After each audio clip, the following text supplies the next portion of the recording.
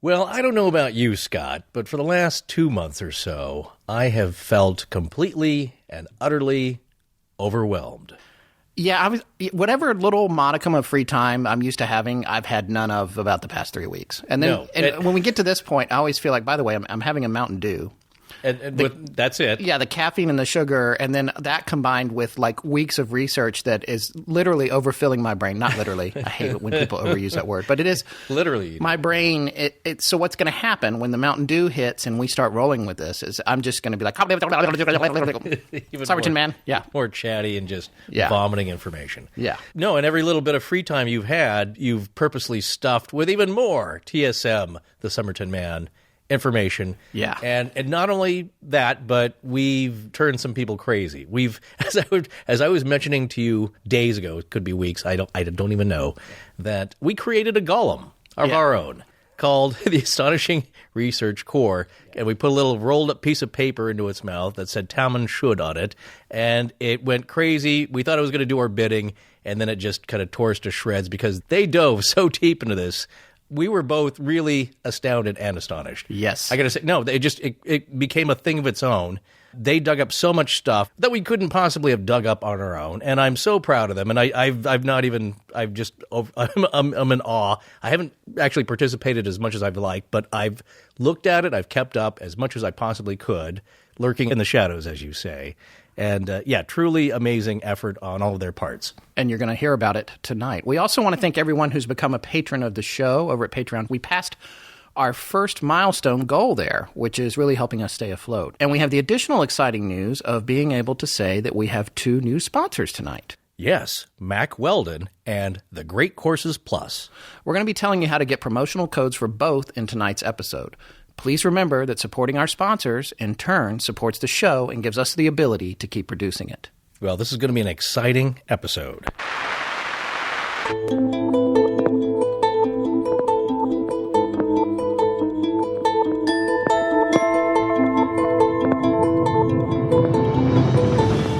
Welcome back to Astonishing Legends. I'm Scott Philbrook, and this is Forrest Burgess.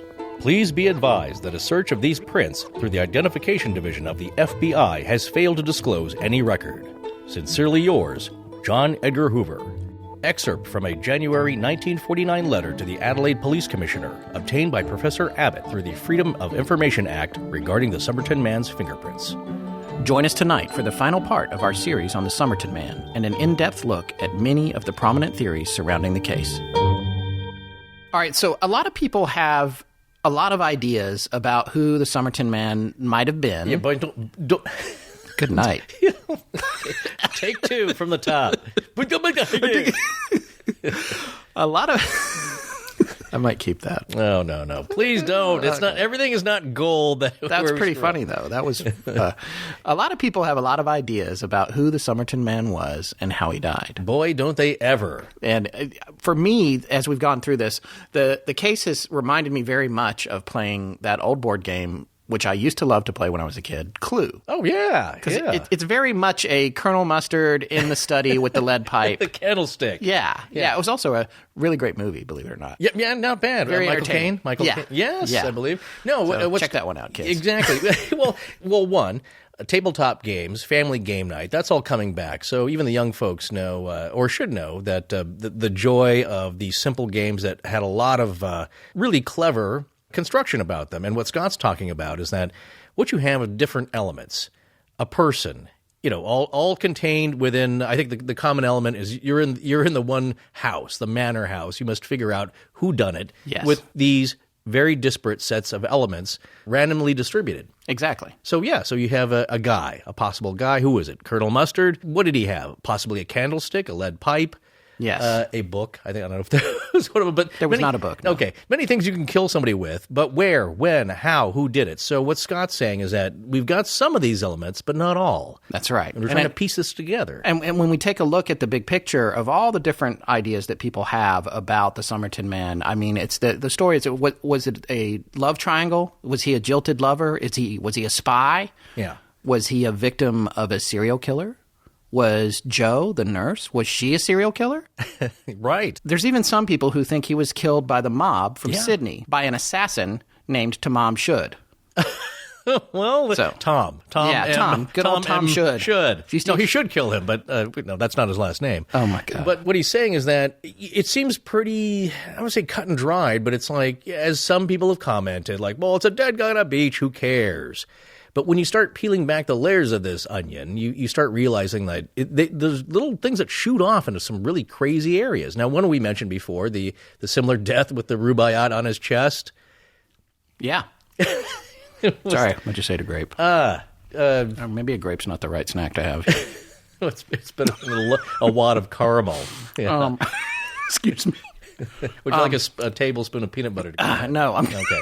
Yes, we addressed that was Joseph Saulheim Marshall, or George Marshall, excuse me. George Yes. Saulheim Marshall, who was found dead outside the hospital where where she worked. Where Joe used to work in Sydney. But we pretty much concluded, thanks to the newspaper article and other supporting information, that guy was mentally unstable and probably committed suicide. Right, with a theme. With a theme, yes, he was into the theme. And so those are interesting connections, and they're proximal coincidences, but does it mean anything? Right. Does it mean anything? And so here's how the first thing that I came up with when I was trying to come up with an outline for this show was we have these fundamental questions, and this is very much sort of the clue set up a little bit, but who was the Somerton Man? Why has nobody been able to verifiably indicate what his identity was? Why was his ID removed? Why did he have Tamám Shud hidden in his pocket? Why did Jessica Jo Thompson pretend not to know him? What was the code written in that matching copy of the Rubaiyat of Omar Khayyam that was found in the car where his piece of paper had come from? And how did he die? To look at all this, we have to look at most of the scenarios that have been put forth. Some are well known, others less so. We can't look at every single one, but we can look at some of the more prominent ones and just tell you what we think. All right, Scott. Well, let's start pulling all these threads. All right. So when we first started digging into this case, I reached out to a confidential source who is a former member of the intelligence community, and I asked him for his opinion on TSM. This guy is retired from the USASA, that's United States Army Security Agency. I had to look them up. I actually hadn't heard of them. They were focused on monitoring any and all communications they could get their hands on coming out of China and Russia from anywhere in the world, and any of their known allies at the time. Ah, yes, Semper Vigilis, the Diddy Boppers, the Lingies, the Crips, the Tape Apes. Are you feeling okay? Well, I'm slinging that Hepcat lingo there. Oh, yeah? Pal. So, yeah, you've never heard of the Diddy Boppers? Well, those guys, look, in these agencies, there's a lot of shorthand, a lot of code. It's really a club of sorts, very exclusive. So they have a lot of their own lingo. So the Diddy Boppers translate Morse code. The Lingies are the linguists. The Crips are the cryptographers, and the Tape Apes specialized in telecommunications. Because they're pouring over hours and hours of tape. Right. Yeah. And they have to have electronics knowledge for whatever's current state of the art at the time. Absolutely. So that's what they're experts in. So our source was a former member of the USASA, which at the time reported to the NSA. I had asked him about the Somerton Man case, and he hesitated at first due to the fact that when ASA personnel were debriefed, they had to sign a document that said they would not speak of anything they saw or did for 30 years. He mentioned a phrase that was enforced upon them at the time, 30 years silence or 30 years in Leavenworth. So he went on to add that he actually had a colleague serving a life sentence in a maximum security prison at this very moment. For blabbing? He wouldn't say. He told me if I wanted to ask him about it, we had to do it in a different email thread. Oh, geez. And I haven't done it yet. I am dying to know, so we'll get to the bottom of that. Maybe we can share that story with our Patreon supporters. There you go. But anyway, with regard to TSM, he informed me that he didn't have any direct knowledge of the case, but he had an acquaintance whom he hadn't seen in years who might have some insight, a retired man from the company. You mean the agency? The Central Intelligence Agency? Men? Policemen? Rukerhauer, Osterman Weekend, it all ties together. Oh, nice. Yeah, nice. There you go. I'm not at liberty to say, but yes, he was. He was ex-CIA. Well, yeah. All right. Well, I'm sure you're already on file for your Facebook posts anyway. They're definitely watching us. Well, watching you. All right. So we're going to call our source Alexander. Alexander tells me he actually had crossed paths with this guy that we're going to call Sam during the unfolding events of the Cuban Missile Crisis, and they became friendly. Alexander thought he'd probably not see Sam again after all that went down and their respective retirements, or what he presumed was Sam's retirement. And I love this story, but I guess apparently he unexpectedly bumped into him completely by chance at a relatively well-known getaway spot in the western United States. Groom Lake, Nevada? Or Dulce Mesa, New Mexico? No, this is vacation. These guys are retired now. Okay? I don't know where you vacation, but those sound fun to me. I'm dragging you along so we can both get a file going on us. Yeah, so we can both be shot or disappeared. So here's my favorite part of this. Alexander bumps into Sam. We're going to call it a resort, okay? So they bump into each other at this resort. They're both with a group of tourists who are all doing one of those sort of prearranged experience things. And, of course, they recognize each other. But since Alexander doesn't know if Sam is undercover or if anyone even knows that Sam is a spook or still a spook or was a spook, likewise, Sam doesn't know if Alexander is still in intelligence, even though they're both older now and you would presume that they're both retired. But so what happened is in this group of people who are all like on this tour is they exchanged the subtlest of brief glances at each other and then pretended not to know each other at all. Well, no, I thought that was the first protocol. You in a crowd, you ask out loud in front of a group of strangers if the other guy's a spy, and then you just gauge his reaction, right? Yeah, right. No, I'm not. Are you? No, you're a spy. Yeah. But this all you don't do that. That's what you're saying. That's not what you're supposed to do. But this goes to our overall point, though. But just because something sounds fantastic, like this little meeting does to me, it's intriguing. What it shows is what you constantly say is this stuff really happens. These things are happening in the real world. Right. And when you hear about it in a story like the one we're telling you, that doesn't happen. No, it does happen. Yeah. You just don't know about it. It's happening all around you pretty much all the time. It's human nature to assume that just because you've never personally experienced something, that it's not likely or even possible or happening right now without your knowledge. But these things do happen, and in secret. That's why they call it secret spy stuff. But no, the point is that you're not going to know. You're Joe Citizen. You're not supposed to know. And think about all the spy stuff that really did happen that no one, maybe outside of a group of 10 people on the face of the planet, which are probably passed away, even know about or will ever know about. That's right. There's got to be a ton of it, and we may never find out about it, and that's kind of at the crux of it being a successful mission. Well, that's kind of the point, yeah. Yeah. Right. So anyway, Alexander and Sam did make arrangements to meet later in a more controlled environment, and they caught up for old time's sake. And that's the end of that little story, but the beginning of explaining how Alexander was able to reach out to Sam on our behalf more recently and asked Sam what he remembered about the Somerton Man story. Okay, now to be clear, when they met up, that was many years ago, right? Yes. Okay. Yeah. And was it the employee cafe at Los Alamos? It's something, well, it was during the Cuban Missile Crisis. Yeah, but then when they bumped into each other again, this was in the 90s at some point. Okay, good. But they hadn't talked since then. Got it. Okay, and just for this episode, though, you asked Alex to reach out to Sam. That's correct. Okay. Yeah, and so this is what Sam told him. Now, mind you, this was just a few weeks ago. Sam said he remembered the case, and he called it a top-drawer conundrum when he was still a freshman at the CIA. He pointed out at the time they were even sharing the notorious Rubaiyat of Omar Khayyam code with all of their incoming newbies when they took the equivalent of Cryptography 101. When they were getting near the end of the class and the hard case studies got rolled out, there were no officers in the classes, and so all the students would be told if they could break the TSM code, they would get a commission on the spot. Oh, so I think you also got a CIA tote bag, right? If you guessed correctly. Yes, right. Well, no, but they must have, with a bug. if that's true, they must have thought it was pretty unbreakable. Yeah, you know? Yeah. I mean, it's kind of a joke, but sure. Seriously, no one. It was a thing that was going on. Sam also said he couldn't say anything more about the case and the CIA's position on it, other than what had already been printed. And he then actually made reference to Jerry Phelps' book, which he was aware of but hadn't read, which, of course, we've read and incorporated information from it in this series. Right. No, but what do you mean he couldn't say any more because there was nothing more known, or he couldn't say because it was still a secret? Yes. Okay. I don't know. Yeah. I think it was intentionally vague. Oh, well, that's interesting. Yeah, well, no, that's because this was via an email to through Sam to me. So yeah, he doesn't know. He hasn't vetted you. Yeah, exactly. You could be anybody. So, but no, that's a great point. Is that these guys make a living of misdirection and subterfuge. That's right. And here's the part of that this isn't exactly verifiable. We're not going to be able to tell you who these guys are or where they are, or get any more specific on it. But this is still notable in my opinion. Sam told Alexander that when the Philby case broke wide open, there were many fingers pointing to KP being behind the mysterious death of this fellow, the fellow being TSM.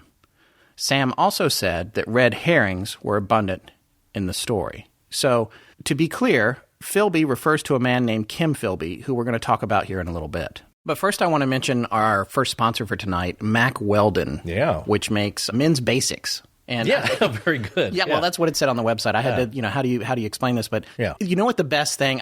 This never occurred to me before we started having sponsors. But the best thing about having sponsors is that we get free stuff. Well, of course, we're looking for it, and I've been trying to put in plugs for fine whiskeys here and there. Yeah, right. Surreptitiously, maybe we'll get a crate. Yeah, who knows? But you're right. You have to speak on it honestly and speak from a little bit of experience here. Well, and frankly, we don't want to put something in front of you guys unless we believe in it in ourselves. And to that end, I want to tell you that right now, I am wearing what is unquestionably the most comfortable pair of underwear I have ever had in my life. I'm seriously, I am throwing out everything else. Well, please don't. Well, have some. No, but I'm going to get more pairs. Okay, good. I am going to wear the one pair for the.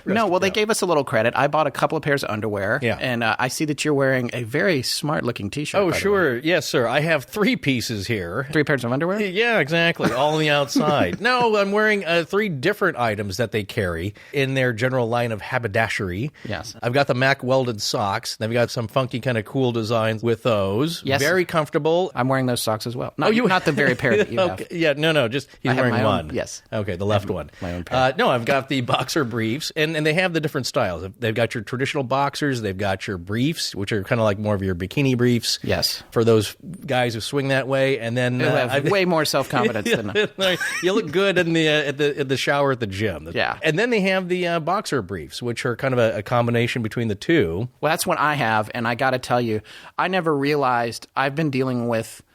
I got to be honest, almost a lifelong issue of discomfort. Ah, yes. A sort of a long, slow attack on my junk every time I go anywhere. I don't want to get into the TMI category. No one does. What I'm saying is that I am thrilled with this underwear. I actually immediately wore them to a martial arts lesson, to a Kenpo lesson. Yeah. And again, I was like, this is a whole new level. I'm really able to concentrate now. So, right. And also, it's super well made, and it has silver. It's antimicrobial silver. Yes, let's be clear. It's not silver wires poking out. They're very finely woven into the material. And this is the thing. It's like underwear from the future, okay? It's like underwear that astronauts would wear because silver has natural antimicrobial properties. So it helps with bad smells. Smells that you don't want. It's been particularly helpful for Forrest. Exactly. Well, right, because we're in such close quarters here. I'm doing it for all of us. So that's only a certain line, the silver line. And if you just want traditional Pima cottons and soft quality, durable materials, they have all of that. When you open the package, you see how well they're made. Yeah. The seams are so well sewn. You don't feel anything. Exactly. That's my point. Yeah. Is that once you put them on and you feel the comfort and the breathability, then you should forget about it. And for women, you want your men to look great as well. And guess what? Father's Day is coming up. It is. It's a great gift. Don't get the tie. Yes. Get him something that he's going to enjoy wearing. Yeah, and their website is amazing, too, because we went there with our credits, to get our samples, and it was so easy to go through. I got the product pretty quickly. So here's where the offer is for you guys. You can get a discount of up to 20% off if you go to MackWeldon.com and use the promo code LEGENDS. LEGENDS. So get over there, and here's another important thing to remember. They are so sure that you'll be satisfied. If you don't like your first pair, you get to keep it, and they will still refund you. No questions asked, which is pretty awesome. Once again, go to MackWeldon.com and get 20% off using this promo code LEGENDS. LEGENDS. All right, so we need to tell our listeners who Kim Philby was. Yeah, this is another rabbit hole, and I guess the first place to start with is we're going to talk about this group of spies who were caught in the 60s, known as the Cambridge Five within the United States. And actually, the Russians called them the Magnificent Five after the Magnificent Seven movie, if you can believe that. Also fans of that, huh? Yeah, and although there was 5 in number, the confirmed identity of the 5th person is still a point of intrigue. Ooh. There's people that there's people who say, oh, no, it's definitely this person, and other people are like, I don't know, and we're going to talk a little bit about that. Right. Our source from earlier mentioned that the CIA thought that Kim Philby's fingerprints were all over TSM's death. Figuratively, yes, yeah. And Kim, we're going to talk a little bit about Kim, but Kim was actually named after a famous book by one of our favorite authors, Rudyard Kipling. And I probably shouldn't say he's our favorite author because I haven't read Kim. The book is called Kim, and it's about an orphan who was born in India. Yeah, I did a long time ago. But yeah, I would love to read it. I haven't read it. I'm going to go ahead and be honest about that. But anyway, Kim was named for him. Kim Philby was also born in India, right. But he was most certainly not an orphan. No. And in fact, his dad ultimately wound up being an ambassador to one of the kings of Saudi Arabia, whose name I have in front of me and I'm afraid to say. Ibn Saud? Ibn Saud? Yes. Saud. He was an advisor Ibn to Saud. him, I should say, not ambassador. Yeah, Not ambassador. he was kind of we talk about this a lot, that great era of adventurers and diplomats and statesmen, and his dad was a British Arabist. Yeah. You could say, he went native, as I think as the British would say. He got really into the culture, learned several languages, Punjabi and Urdu and Persian, and immersed himself, but also worked for a little bit of intelligence there, and was an avowed and self-declared socialist. Yeah, so apparently not a red flag when you've got Kim Philby, which we haven't told you what he did yet, but he was ultra high level at MI6. So we're going to see why this is a little ironic. You got a guy here who's running spy operations whose dad was a communist. Just, maybe a red flag. I don't know. But we're going to come back to it. So anyway, this is a deep, dark, multifaceted rabbit hole, and we have to be careful about how far we get into it. Many respected folks have been researching and blogging about this angle online for years, and we will readily admit they know a lot more than we do about it. And if you really want to dive into this angle, we suggest you visit their websites. We're including links in our show notes for this episode, as we always do, but to these blogs, you guys can decide for yourselves how their approaches sit with you. We've had pleasant, albeit brief and respectful interactions with both Gordon Kramer and Nick Pelling, and I want to talk to you a little bit about their blogs. Gordon is a former intelligence officer. He's in an organization of former intelligence officers, although his blog is independent of that. And he totally offered to be interviewed by us, but frankly, we just ran out of time. We've had so many different interviews that we've done. This can't be 12 episodes long. Yeah. We no disrespect to Gordon, but you should check out his website. It is called tamamshud.blogspot.com, and his whole angle is about micro writing, which is hard to say. I sound like Peter Cook. Micro writing. It's fascinating, though. Yeah, it is unbelievable. Explain it just quickly, if you could. Well, I mean, I think for me, the simplest way to explain it is when you look at, I don't know if anyone's ever taken a really close look at any of the new currency in the United States anyway. I have. If you look really, really close, you'll see that some of these things down on the money that looks like a line, when you look close at it, it's actually words. Yeah. It says USA, USA, USA, or something else like that. That is a form of micro writing. What he is talking about on his blog is the fact that people were trained to do this, spies were trained to do this, and hide information inside the context of the line of what ostensibly looks like a completely different word or some other message. Right. You've heard of microdots, right? Yes. In the spy world. Yes. Sure. So it's super fascinating. There is so much that you could talk about with it. I know we always say this, but you could do a whole episode on it very easily. And he talks about micro-writing as it relates to the code in the back of the Rubaiyat of Omar Khayyam that was found in the back of the Hillman Manx that was the one that matched the piece of paper that was in TSM's pocket. Nice. Thank you. Okay. And then there was Nick Pelling, who has a whole website called ciphermysteries.com. That is also great, CIPHER. It's a pretty amazing website. They talk not only about the Tamám Shud case and current developments in it. He actually had emailed me a few weeks ago and said, we're on top of a breakthrough. I don't really want to talk to you right now. Yeah. It's too bad this isn't a few months later. Of course, that was back when it was part one. So, and it's been a few months later. Yeah, I should probably check over at his website. But he talks about it there. He also talks about the Voynich manuscript on his site, which we know you guys love because you won't stop emailing us about it. We'll get to it. Yeah, I can't handle the Voynich manuscript right now. I have a copy on order. Oh, do you really? Yeah, I'm sure it's the real thing. What, are they drawing it right now? It's digital. Yeah. Some guy nice. is, yeah. No, we again, it's in the folder, but no, if you're into this kind of thing, very cool websites. These guys have done a ton of research. They're each their own rabbit holes. Yes, and last but not least, I also wanted to mention Pete Bowes, who lives in Australia, and he has written a book, a fictional book, that supposes who the Somerton Man might have been. The book's not out yet, but he's releasing it very soon. So you can visit his website, tomsby2.com, to check into it, and he has a lot of information on it. Like all groups of bloggers that are associated with mysteries like this, we found this with Amelia Earhart, Oak Island, all these groups. They don't necessarily agree on everything, but that's what makes it all interesting. And some of them don't agree with us, and we respect them for that as well. They've all been studying it longer than we have. Yes. And again, we're not, we try to look at all camps, and I think people get that, our listeners, is that we'll give you an overview of what everyone's thinking to a shortened degree, and then, what we're thinking, but we're not fiercely aligned with any camps. Exactly.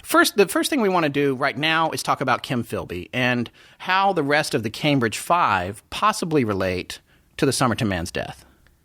All right. Well, first off, why don't you tell our listeners what the name Cambridge 5 refers to? What does it mean? And then the meaning of MI5 and MI6. These are terms you're going to be hearing. And just explain what they are and what the difference is between the two. All right. So I've been confused about the difference between MI5 and MI6 for quite some time, not being – even though I call myself a little bit of an Anglophile. But yeah, and you love Bond. Yes. That all takes place – well, they blew up the MI5 headquarters there. Yeah, and V for Vendetta. Oh, that was Parliament. Never mind. Yeah, right. I don't know why I mentioned that. Okay. Anyway, the Secret Intelligence Service, SIS, commonly known as MI6. This is, by the way, straight from Wikipedia. We'll go ahead and tell you that we're reading a Wikipedia quote here, which we don't do often, but I'm doing it now. The Secret Intelligence Service, commonly known as MI6, Military Intelligence, Section 6. See, just then I had to tell myself to slow down because it's the Mountain Dew. Really? Yeah, it's hit me. It's like, I sound like Would an you like some auctioneer. Tito's? No. Do we have any? Anyone know where they could send Tito's to? Forrest fishing for sponsors. Anyway. Or Whistle Pig whiskey. Any of the two. The Secret Intelligence Service, commonly known as MI6, Military Intelligence, Section 6, is the British intelligence agency which supplies the British government with foreign intelligence. Similarly, MI5 supplies the British government with internal British intelligence. And originally there was, MI7 and 9 and all these different sections, but they've all been folded in now. So right, different sections. And here in the United States, we have our counterparts. But as you know, famously, the CIA is not allowed to operate within the boundaries of the United States. Supposedly. Well, unless they're in conjunction. Or as my friend says, my friend Steve says, supposedly. Right. He knows it's wrong, and he says it because it makes me angry. Well, it's such fun as well. Unless they're tied with a domestic agency like the FBI, they can work in conjunction, but they're not supposed to be doing ops here in the United States.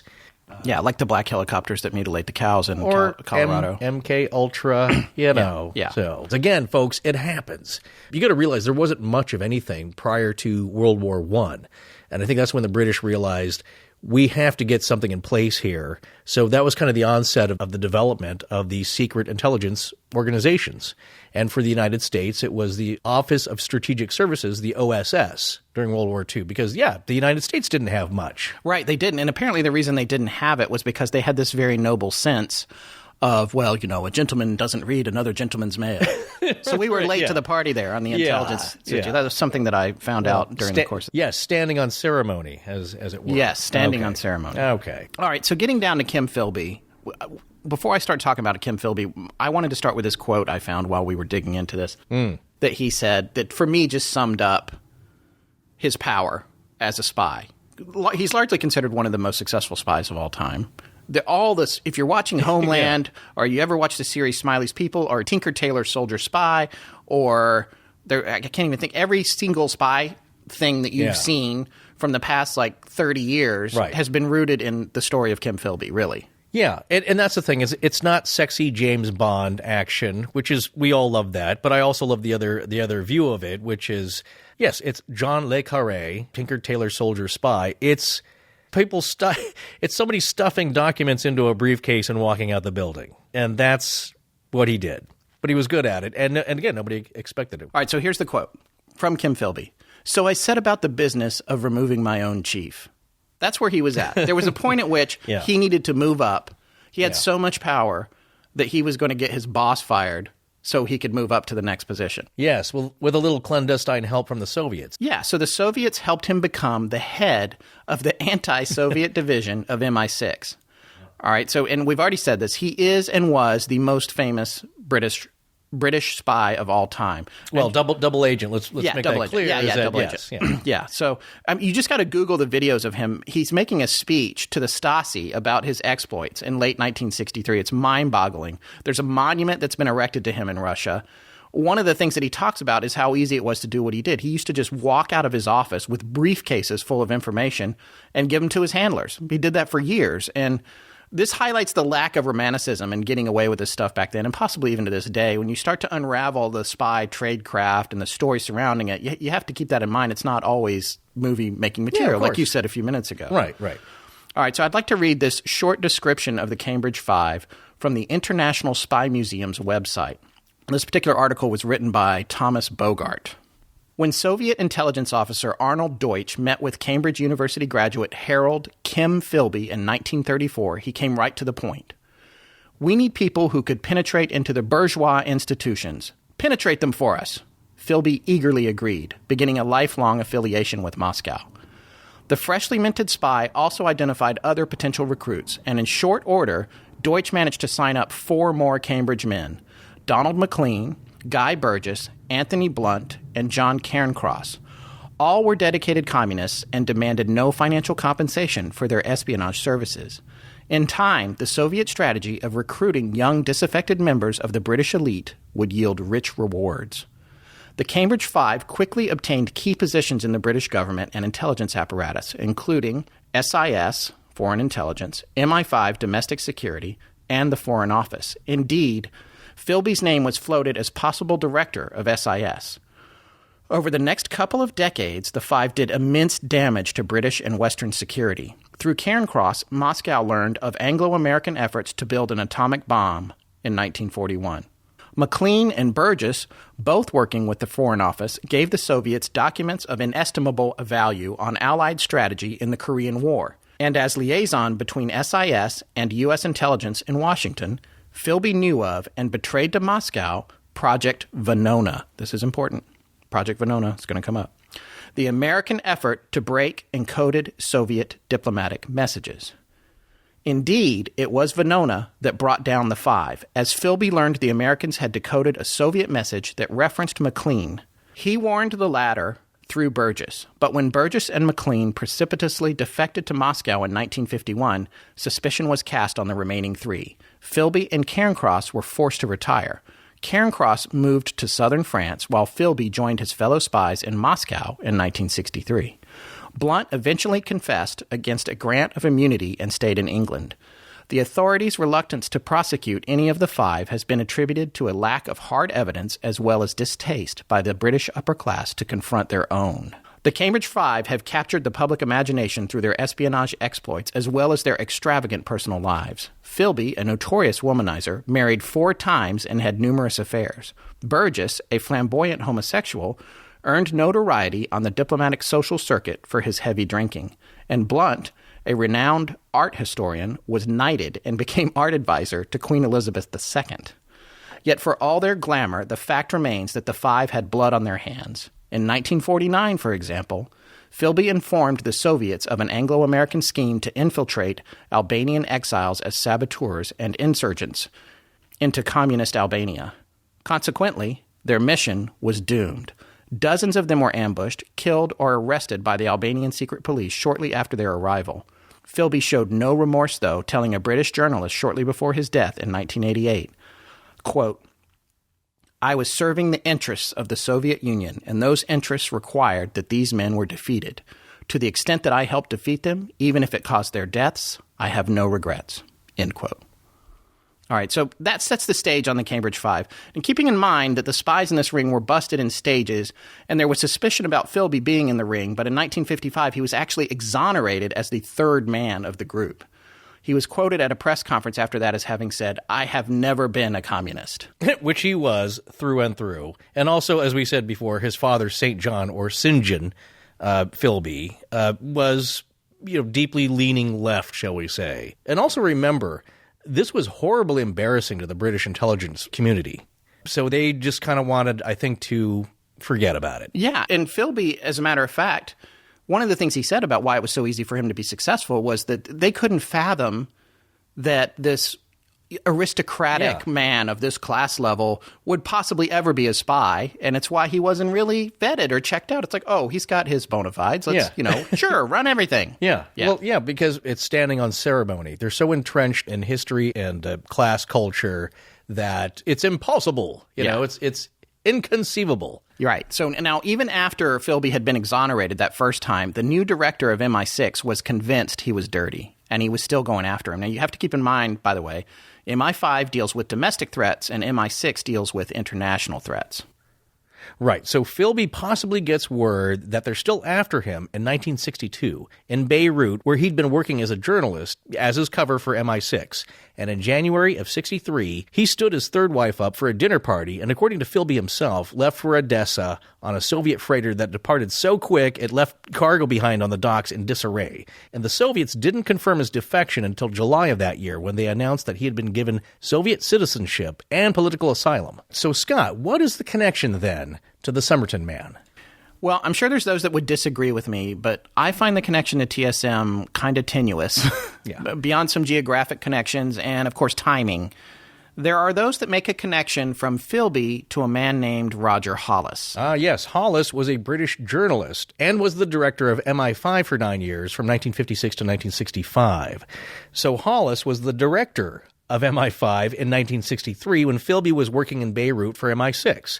And the rumor was that Hollis was the one who warned Philby that they were closing in on him. And that led him to flee to Moscow. Right. So this puts suspicion on Hollis as being part of the ring or a Soviet spy himself.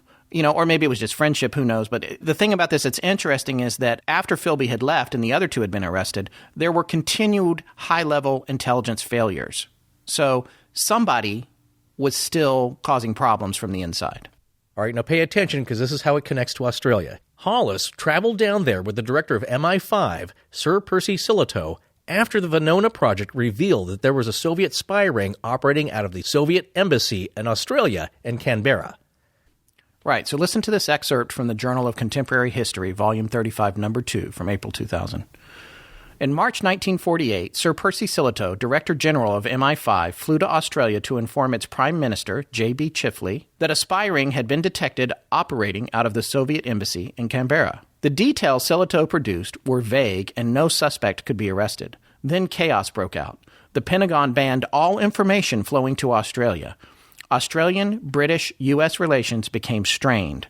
The Australian Security Intelligence Organization, ASIO, was established under the aegis of MI5, but it failed to placate the USA, and the Chifley government lost the subsequent elections.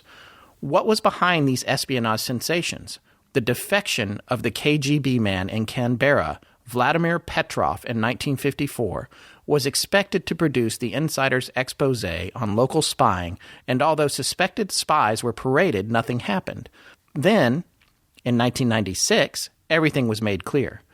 The U.S. National Security Agency, NSA, released the Australian Venona Papers, comprising the decrypted Soviet cables detailing the operation of this 1940s spy ring.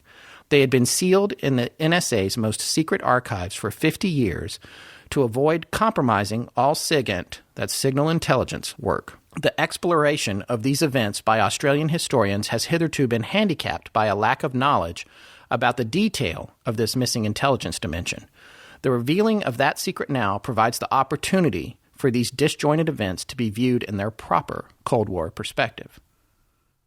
Now, a quick thing about that I want to make clear that I actually did not build into our outline here as we're going over this, is that Petrov, the defection of Petrov, was a cover to explain how the information was revealed of these spies, so that they could continue to use Operation Venona and not acknowledge its existence. Oh, so it didn't really happen? I didn't follow that. There's so many different tangents. I didn't go super far down that. I don't know if Petrov really defected. I think maybe he did, but then I think they pinned what they revealed in Venona on him. I'm not sure. Forgive me for. But they hired a Russian guy, Petrov, to work in security agencies. Well, yeah, I don't know. Who knows if he was even agreeable to it? But they basically said, we learned all this from this guy. Right, and then he splits, goes back to Russia, so they can't really follow up with that, right? No, I don't. He's unavailable to Australia. Oh, I'm sorry. Yeah. I got to go in the other way. Sorry. Yeah, yes, okay, I did know that. Right. Yeah, so that's where they got the info. Well, that's where they said they got the info, but the info they really had was from Project Venona. It's all red herrings and deception. Yeah. Okay, so now, although he's not mentioned in that excerpt, we can put Hollis in Australia 9 months before the Somerton Man was found on the beach. That's right. It's a known fact that Hollis went to Canberra with Sillitoe that March, and he in fact returned again in August, just 4 months before the Somerton Man was found, to help set up the Australian Security Intelligence Organization, or the ASIO. So stringing it all together, we draw a line to the Somerton Man possibly being connected to espionage because Roger Hollis, a director of MI5, And a man who is rumored to have warned Kim Philby in Beirut that he was about to be caught has now shown up in Australia to respond to the presence of a Soviet spy ring revealed to Australia by the U.S. through Operation Venona, which had intercepted and decrypted Soviet communications highlighting the presence of a spy ring being run out of the Soviet embassy. Yes, and if Hollis is a spy, then essentially the foxes come to the henhouse to investigate what's going on in the embassy. And looking at all of this, there's still no obvious direct connection to TSM. The sideline here is that when the Canberra ring was discovered and the Pentagon iced out Australia, then Australia lost all access to U.S. expertise in nuclear rocketry, which they were feverishly developing at the Woomera test range just 310 miles north of Somerton Beach. That's 5 or 6 hours by car. Now, there's some question as to whether Hollis was a spy, though, because this KGB colonel named Oleg Gordievsky, who eventually defected, was a secret agent for the British intelligence service from 1974 to 1985, and he stated on an ITV show in 2009 that the KGB was flummoxed by the accusations against Hollis about being a spy. Gordievsky said, "Please do a Russian accent." I want this character. Gordievsky said, "Why is it they are speaking about Roger Hollis? Such nonsense. I can't understand it. It must be some special English trick directed against us." That was sad. That's one character I like. I think that guy should come Russian, back. the eternal Russian guy? Yeah. Well, he's based on the Edward Goldman, who does the art review here at KCRW. Oh, nice. You never heard that? Oh, yeah. No, it's so pleasing to listen to. I love it. Anyway, so, okay. All right, so after that, though, this guy, Henry Chapman Pincher, who is an English historian who specializes in espionage history, came out in one of his books as saying Hollis was actually GRU, not KGB, and they were different organizations. Now, according to militara.lib.ru, the methods of the GRU and the KGB were identical, but they had different mandates. The KGB's was to prevent the collapse of the Soviet Union from inside, not geographically inside, but inside the government. This means operations can be global. The GRU was supposed to prevent the collapse of the Soviet Union from the outside. Right, so it's similar to the CIA and the FBI, but with looser geographic operational boundaries. Yes. I read that page too, and it makes it pretty clear that an operative in one branch may not be aware of an operative in another branch, so maybe, just maybe, Hollis was GRU and Philby and his gang were KGB. Would they reveal this to each other? The two agencies are theoretically enemies, in a way, and however, on the other hand, maybe Hollis and Philby had confided in each other and were watching each other's backs. Hollis warns Philby. Defecting KGB Colonel Gordievsky makes a public statement saying Hollis wasn't KGB, and maybe it's true, but would Gordievsky have known if Hollis was GRU? Possibly not. Well, the sad thing is Philby and most of the Cambridge Five wound up drinking themselves to death upon realizing that life in Russia was not all they had idealized when they became devoted to communism as college students. Yeah, and so that's really, the stories are really sad about what it was. Really not what they were expecting, especially after defection. I think that happens to a lot of people who who are young and idealist, and then you get to the reality of it. Yeah. Hey, just ask our good friend Kristaps. That's right. Well, you know what? Shout out to a podcaster friend of ours who has a show called Eastern Border and does is Latvian and whose accent is genuine. Yeah, genuine, but he does a good fake heavy Russian accent. Yes, he does. But if you want to know what life is really like, he lays it all out on the line. By the way, you should listen to Kristaps' show. He actually has had, I think, 5 or 6 death threats. Oh, yeah. You're right. But anyway, so you're doing something right. So getting back to the crux of the matter for the sake of this episode of the show, how does this connect to TSM? Well, there is no evidence of any outright connection to the Somerton Man beyond his death occurring a few months after Operation Venona revealed the Soviet embassy spy ring in Canberra, and the fact that he died about 300 kilometers south of the Woomera test range during a time of heightened tension between the U.S. on an intelligence level and the Soviet Union at the Cold War level. The one thing that we can say is that our own confidential source confirmed that the CIA itself thought Kim Philby and the Somerton Man were somehow linked together. Speaking of all the spy stuff, I actually did an interview with award-winning historical fiction writer Amanda Sowards a few weeks ago regarding the idea of a code being in the Rubaiyat of Omar Khayyam. And she had a lot of expertise as it relates to ciphers during the war because she's done a lot of research on it for her own books. She actually won a Whitney Award in 2015 for The Rules in Rome and has been a finalist 2 other times. You can actually visit her webpage, alsowards.com. That's ALSOWARDS.com. And you'll also be able to find her books online, which she's going to talk about a little bit here. And she's from my neck of the woods. She is from your neck of the woods. Moses Lake, Washington? Well, she was born in Atlanta, but she grew up in Moses Lake. That is near you, isn't it? Yeah, we're not supposed to say where you actually are from. I'm not actually from anywhere. You live in the shadows. Well, no, I'm a fictional digital character. All right, so here we go. Let's cut to the interview. Hi, it's Scott. How are you? Good. How are you? I'm doing good. I really appreciate your taking the time to talk to me this morning. What drew my attention to you was that you had that blog entry that you made about poem code or poetry code, and I was wondering if you might be able to, I don't know if you took a look at all at this case that we're doing this story on right now, the Tamám Shud or Somerton Man case, but there's some people that believe that maybe the Somerton Man might have been connected to spying, but when I was looking for information on this and I came across your blog entry and it seemed like you had done some research on the use of poetry for coding and ciphers, I thought that it would be interesting to talk to you about it and see what your take on it was. Yeah, and let me explain to you and your listeners kind of how the poem code worked. During World War II, agents that were going behind enemy lines would often memorize a poem, and they would use several words from that poem to create a key to encode their message. And what they do is they take the words and they'd make it into a numeric key. So if Somerton Man was the key, they would write that out with no spaces and they'd draw columns underneath it and write their text in that. And then the first column would be, you'd take Somerton Man and the A would be the first column, and then you go with the E and you go down the alphabet. So then the first M would be column 3 and the second M would be column 4.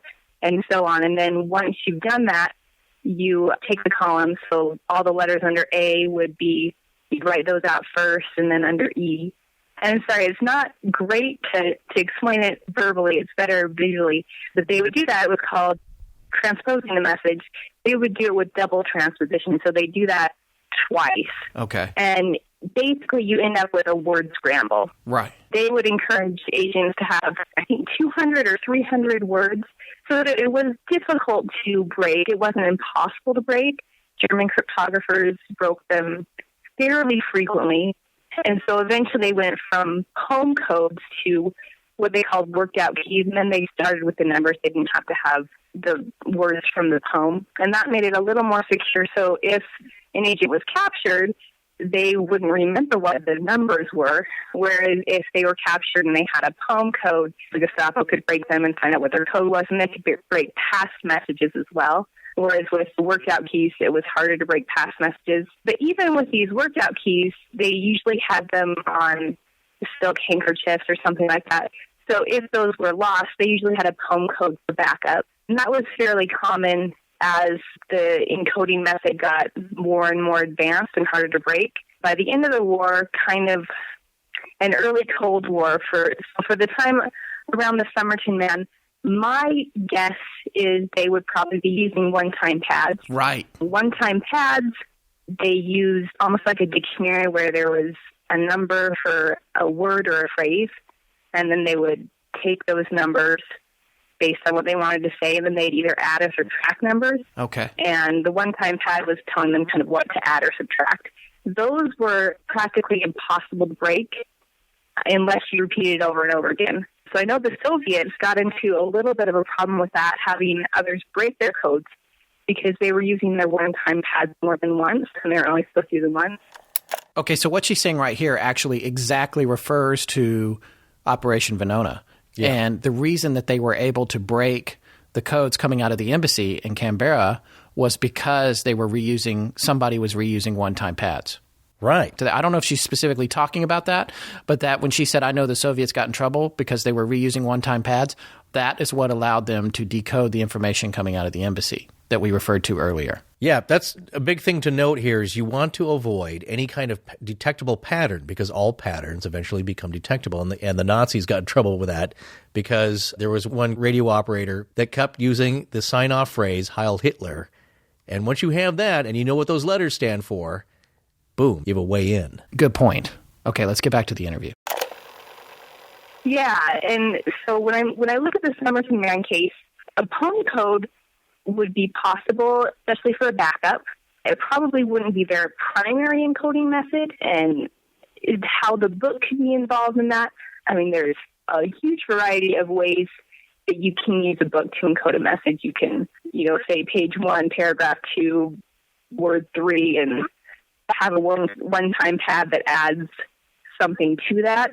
When I look at the picture, the words that were scribbled in the back of the book, it doesn't look like double transposition to me, but I'm not an expert on that. I've just done a little bit of research. Sure. And it's funny that you mentioned the one-time pad, because in the case, the gentleman who's done a lot of, or I would say almost the most research, there's two guys that are sort of at the lead of it. One is a retired detective, and the other one is a professor in Adelaide. Okay. And when they were doing the research, the idea of the one-time pad seems to come up a lot. And he is an electrical engineering instructor and physicist, and he actually got his students to attempt to determine all the different types of ciphers that it probably wasn't. I mean, the only thing that the professor was able to conclude with his students was that it was statistically, it seemed unlikely that it was just gibberish, because some people have put forth the idea that the guy was mentally unstable and he was just scribbling or something like that. And they've been able to eliminate that. And they've also concluded that whatever the code is, it's probably rooted in English. Okay. They also said it may just be a simple mnemonic device like Roy G. Biv for the colors of the rainbow or something like that. But no one can figure that. Obviously, you're not going to figure that out because it only exists in the head of the person who wrote it. Right, just something to help him remember whatever he needed to remember. Right. Yeah, and I'm guessing with all their research, they probably can tell if with double transposition, you'd have the same percentage of vowels to consonants as you would in a normal English text, and so they can probably tell if there's fewer vowels than normal or more vowels than normal. Right. And yeah, if it was double transposition, it's kind of short to be double transposition, and someone would probably be able to unscramble it with today's computers. Okay. Because double transposition, which is what the poem codes were usually used with, it was a challenge to break in the 1940s, but I imagine today with today's computers, it would be not as challenging because it's basically a word scramble. So you have a computer try a bunch of different combinations and they could figure something out. So for you, do you think that there might not necessarily be a relationship between the type of text that you see in the back of the book and the poem itself in terms of the coding methods that you're familiar with, that maybe they're not related? That's a possibility, because I've read a little bit about the case, and I looked at the picture. The picture doesn't look like double transposition, but it's possible that it could have been some other form of encoding. And there's lots of forms of encoding that could have used the book in some way. The one that I keep coming back to the one-time pads, and that seems like some type of a one-time pad using maybe that book. Right. If I were writing a novel, that's probably what I do. And that case would make a really interesting novel. I know. It is an amazing story. It's kind of fun to fill in the pieces. And obviously it would have to be fiction because we don't know so many things about it, but it would be an interesting story. Yeah, it'd be interesting to see if sometime in the next 10, 20 years, some government declassifies something that sheds light on this, if it was a spy. Yeah. The French, I think they classified things for 100 years. And so in 1917, they had all these mutinies during World War I, and there was the whole Matahari thing. And so that should come out next year, and hopefully sometime soon after that, someone will translate it into English, because there should be some interesting things coming out then. I don't know what the Australians and the Soviets do with their classified information, how long they hold it, but it'd be interesting to see if someone has more information that they just can't talk about yet. Yeah. Well, we have a contact that we spoke to, and it was very nonspecific, but it's an anonymous source who is a retired CIA officer, and he did indicate that when the Somerton Man case was going on, after they busted Kim Philby and the Cambridge Five, that internally there were lots of fingerprints connecting that to the Somerton Man. Okay, because that would be really interesting, because Kim Philby's involved in the right time frame, and I'm not sure if it was that time frame or later on, but he at one point was working for the British in charge of that counterintelligence. So even though he was a Soviet spy, he was supposed to be helping the British find Soviet spies. And so he could cause all sorts of mischief if he wanted to. So yeah, exactly. That would be interesting to tie it back to the Cambridge spy ring. Yeah. And when would you say that the Cold War started officially? You know, I read a book recently, and it was about Allied POWs. And the Cold War started before World War II ended. This book talks about how, as the Soviets came in from the east and the British and the Americans and other allies came in from the west, they were liberating all these POW camps. And the British were getting a lot of Russian POWs, and the Soviets were getting a lot of British and American POWs, because especially with the flyers that were shot down, whether they were pilots or navigators or whatever, a lot of times the Germans would put them purposely furthest away from their home countries as they could. So a lot of British pilots, they were very close to the Soviet Union. They were being liberated by the Russians. And the Russians would not hand them over until the British and the Americans promised to give them all of their POWs. And so there was a lot of tension there. It was kind of like Stalin saying, if you want all your POWs that we're liberating, you give us our POWs and give them to us right away. And there were a lot of clues at that time that the Russians were going to execute a lot of them. Wow. But the British and the Americans essentially caved because they wanted their POWs back so badly. And given their circumstances, I wouldn't say they made a wrong choice, because the Red Army was massive, and I don't think anyone wanted a war with the Soviet Union at that time. At that time, we still had to defeat Japan. We didn't know that atomic weapons were going to work. And again, the Red Army was massive. Fighting them would have caused huge casualties. So, yeah, there were tensions there. And, they stretched back earlier in the middle of the war, even before the war began, before Hitler invaded the Soviet Union. There was a lot of anti-communist propaganda. At the end of World War I, the U.S. had a detachment in the Soviet Union kind of trying to keep the peace, but there's been tension between the Soviet Union and communism and, the British and the Americans since the Bolshevik Revolution. But yeah, it's hard to say when the Cold War started, but I would say as World War II ended and as we no longer depended on the Red Army to defeat the Nazis. Right. Certainly, we played a huge role in World War II, but if you look at the number of German casualties, most Germans died fighting the Russians because there was just more fronts, there were more battles there. The U.S. and, the British and other allies certainly played a huge role, but there was a quote, and I don't remember if it was by Stalin or Churchill, but he said, Britain gave time, America gave money, and the Soviet Union gave blood, or something like that. I don't think I have the quote exactly right. Wow. So we couldn't beat our enemy because we needed them to defeat the Nazis. But as soon as that wasn't needed anymore, I would say the Cold War started heating up. There had been things all throughout the war, especially that POW thing at the end. But we couldn't make a big deal about them because we needed their alliance so much. But as soon as that wasn't absolutely necessary, yeah, I would say the Cold War started then. And I'm sorry, I'm kind of repeating myself, but No, it's super fascinating, and I'm so glad that you took the time to talk to us, because you know so much more about this certainly than I do. It's greatly appreciated. Yeah, well, I'm happy to share things I've found fascinating and spent time researching. So, well, you clearly have a passion for it. And do you have a new book out that you'd like for us to mention, or that you want to mention yourself, or anything like that, pending work? My newest book is called The Spider and the Sparrow, and it's a World War I novel. There's some spies. The coding in that book is, coding during World War I was secret inks and things like that. It's not as exciting as one-time pads or worked-out keys. If listeners are really interested in the coding aspect, they'd probably be most interested in the rules in Rome. And that book is about two American spies in Italy leading up to Rome's liberation, and they're trying to stay a couple steps ahead of the Gestapo. And oh, that sounds great. There's a romance because one's a girl, one's a guy. So nice. Yeah. Oh, that sounds great. I'm actually looking forward to reading those myself. Oh, well, great. It's a fun book. It was a fun book to write and a fun book to research for, and in general, people have enjoyed it when they've read it. That's great. Well, we'll put some links to both of those books in our show notes for this show and on our website. Well, hey, thank you very much.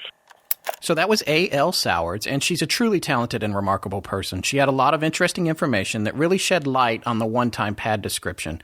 It's very intriguing, no matter how you feel about the spy theory with the Somerton Man. Yeah, absolutely, and in connection to this very specific time period, right after the war, during the war and right after. So. Exactly. Okay, so we're about at the halfway point at the show, and it's time to talk about our other sponsor of tonight's episode, the Great Courses Plus. Yes, very excited about this because this couldn't be more up our alley, so to speak. Yeah, really. It's perfect. It's a perfect match. It ties into the Astonishing Research Corps, actually, or what we call the ARC, which is our group of researchers, which has grown to a point where we're having to close ranks on it a little bit. It's like out of control. We can't stop it. Yeah. I don't know what world domination plans they have, but things are brewing over there. A few people have written in and asked us, how do we do our research? How do we dive in? Where do we go to learn things? Yeah, we had one guy ask specifically, like, hey, I love what you guys do. You've rekindled my fascination with these kind of topics, and I'd love to research on my own. How do you guys do it? How do you go about it? And I thought of several points in the response I did not yet send. It was, yes, go to the internet, of course. You go to your library, but not many people do that. That's how you used to have to do it, just pour over whole books. Well, it's the modern age here. We have better ways of delivering this information, which can be intense and dense, but in a great way. And you also have to be careful with the internet because there is a lot of bunk out there. A lot, especially on Wikipedia. God bless it. I love it. It's a starting point for us a lot of times.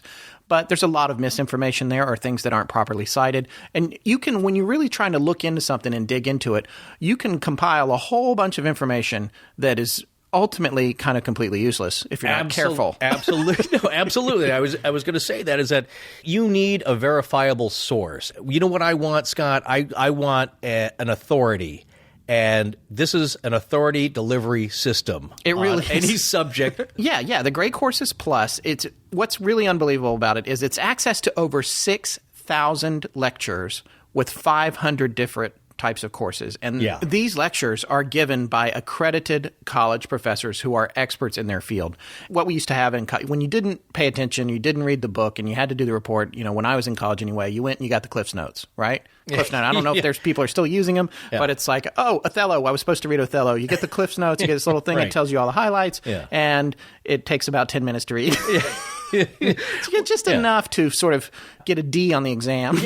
But still, I want a professor, an accredited university level professor telling me what the look, just forget about the other stuff. This is what's going to come up on the test. These are the bullet points. I want somebody who is an authority. And it's not just university lectures. It's everything that they offer. Photography, art, music, better living. Yeah. When you think about courses, don't just think about stuff that you may have learned in college and forgot about. Maybe you just want to brush up again. What's really interesting is they actually gave us a pass so we could go in and check some things out, which is, again, another wonderful thing about these sponsors. Like, hey, check our stuff out for free. And I got to tell you, it was awesome. We went and checked out the Turning Points of Modern History. This is a course taught by Professor Vehas Lulivicius. I've been saying that. They, of course, sent us the man with the hardest name. That's the guy that But no, it's amazing. Even just the beginning. I love the opening of it. It kind of reminds me of Amazing Stories. There's this beautiful symphonic music and these graphics, and I'm like, I feel smarter already. Oh, no. Look, Scott and I are post-production, past professionals. We do not put up with crummy production, post-production. This has amazing production value, production quality. And there's no droning on professors here. These guys are auditioned. Yes. And they have to pass an on-camera audition. These guys are vivacious, engaging, captivating. Yeah, they're like the teachers that you had in school or college that you still remember their names. In the Turning Points of Modern History, which was really cool, I remembered learning one of the, I took away some really great facts. He talks about things that might have happened, which was pretty cool. It's like an alternate timeline of history, like if the Chinese had actually reached North America on the Western Shore. And it didn't happen, but if it had, how different would the world be today? And it is so fascinating. I remember him saying specifically that the Chinese had these treasure ships that were so big, they were 400 feet long. You could have fit the Nina, the Pinta, the Santa Maria all inside the hold. That's how big these ships were. And then they had servants who were eunuchs So they would be focused.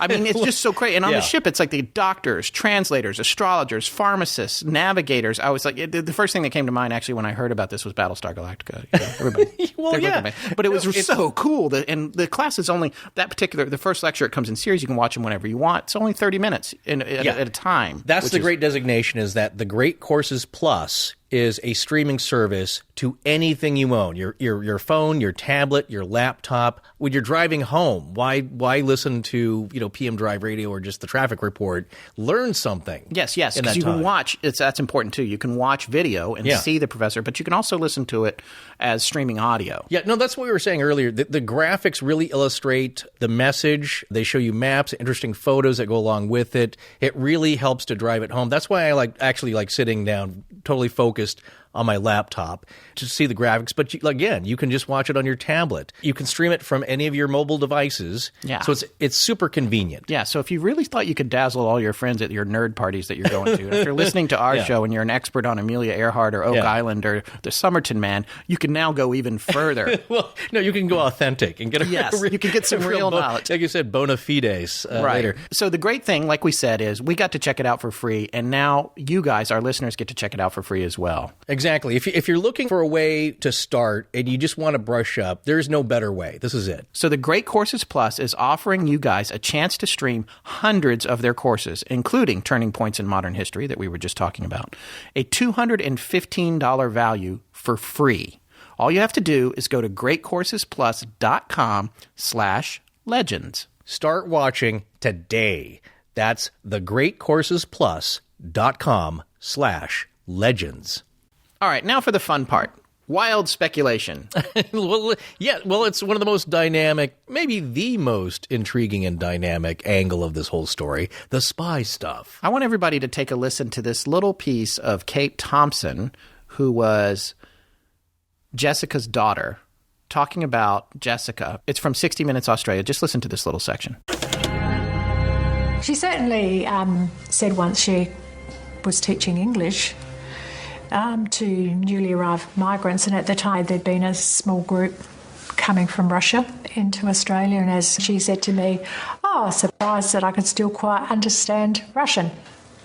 She dropped that bombshell. Yeah, so when did you learn Russian? Well, that's for me to know. Okay, so she spoke Russian.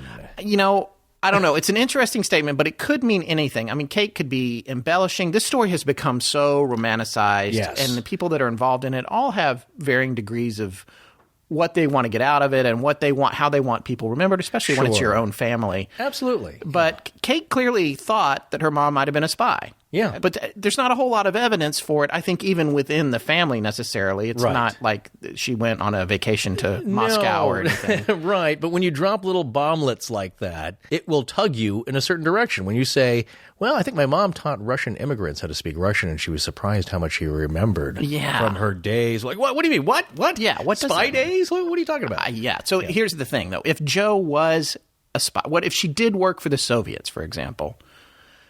What would be her job? Could she have been a recruiter? Did she have communist tendencies? I actually asked Professor Abbott about that. He said no, that she knew people that were communists, but he also made the point that everybody was talking about communism at that time, and a lot of those people are not communists anymore. Yeah. So much like Kim Philby didn't want to be after he got back to Moscow. But, I think based on what we know, it's highly unlikely that she was a handler. I don't think she had operatives in the field, Robert Redford did for Brad Pitt and Spy Game. Thank you. Yeah. Good Lord. A senior moment. Hopefully he won't edit that. He'll pull up that blank amount of space for 20 seconds. Yeah. While I was fishing it in my brain as well. But at the time, though, and I got to say, I love that movie too. I couldn't remember. No, I haven't seen it in a long time, but it's very interesting in the way that that's a great movie. Things play out because again, it's social engineering is what they say it is now. It's information gathering, and that's one big complaint or criticism against the United States intelligence apparatus is that we've forgotten about that. We've gotten too tech heavy. We don't have any good field agents that can worm information out of people. We don't have intelligence on the ground. We're Exactly. also not prepared for asymmetrical warfare. Right. We're not prepared for the little guy. No, exactly. They think this could be solved with an algorithm, and a lot of it can. You can gather a lot of information that way, but really, it's pumping people for information. So, in a manner of speaking, in that era, not to be too sexist, I guess, but a lot of women were used to pull information out of gentlemen, not necessarily in a sexual way, but like we talked about the bar, a honey trap, isn't it? Yeah, exactly. It's called a honey trap. But it's like what we talked about at the hotel bar there. If you get a guy over a few drinks, just to drop a few keys here and there, those few words could be enough to let somebody know what you know. That's really what they want to find out. How much do you know?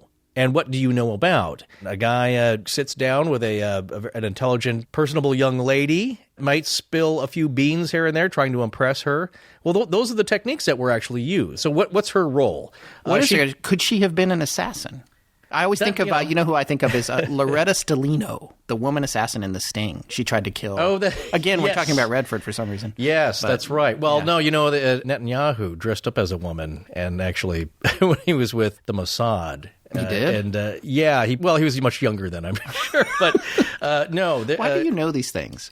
Just listen to the news if you, but I pay attention to probably things that other folks don't in a news story. But these things these were techniques used. That one's a little crazier. I think he wasn't trying to, woo some information out of gentlemen at a bar, because up close, I'm sure that was not as effective, shall we say. However, women could be used Operation Tootsie. Can we pull back? Camera 2, can you pull back a little bit? I want to make her look a little bit more attractive.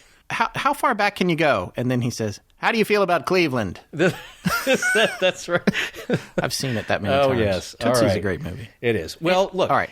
So this is we're asking her, what would her role be? Could it be an assassin? Well, yes. Again, as I'm telling you, the great Charles Bronson movie Telephone. Yes. With Lee Remick. He's a KGB agent trying to stop Donald Pleasance, who's this nutcase, and she's called upon to deliver a lethal injection.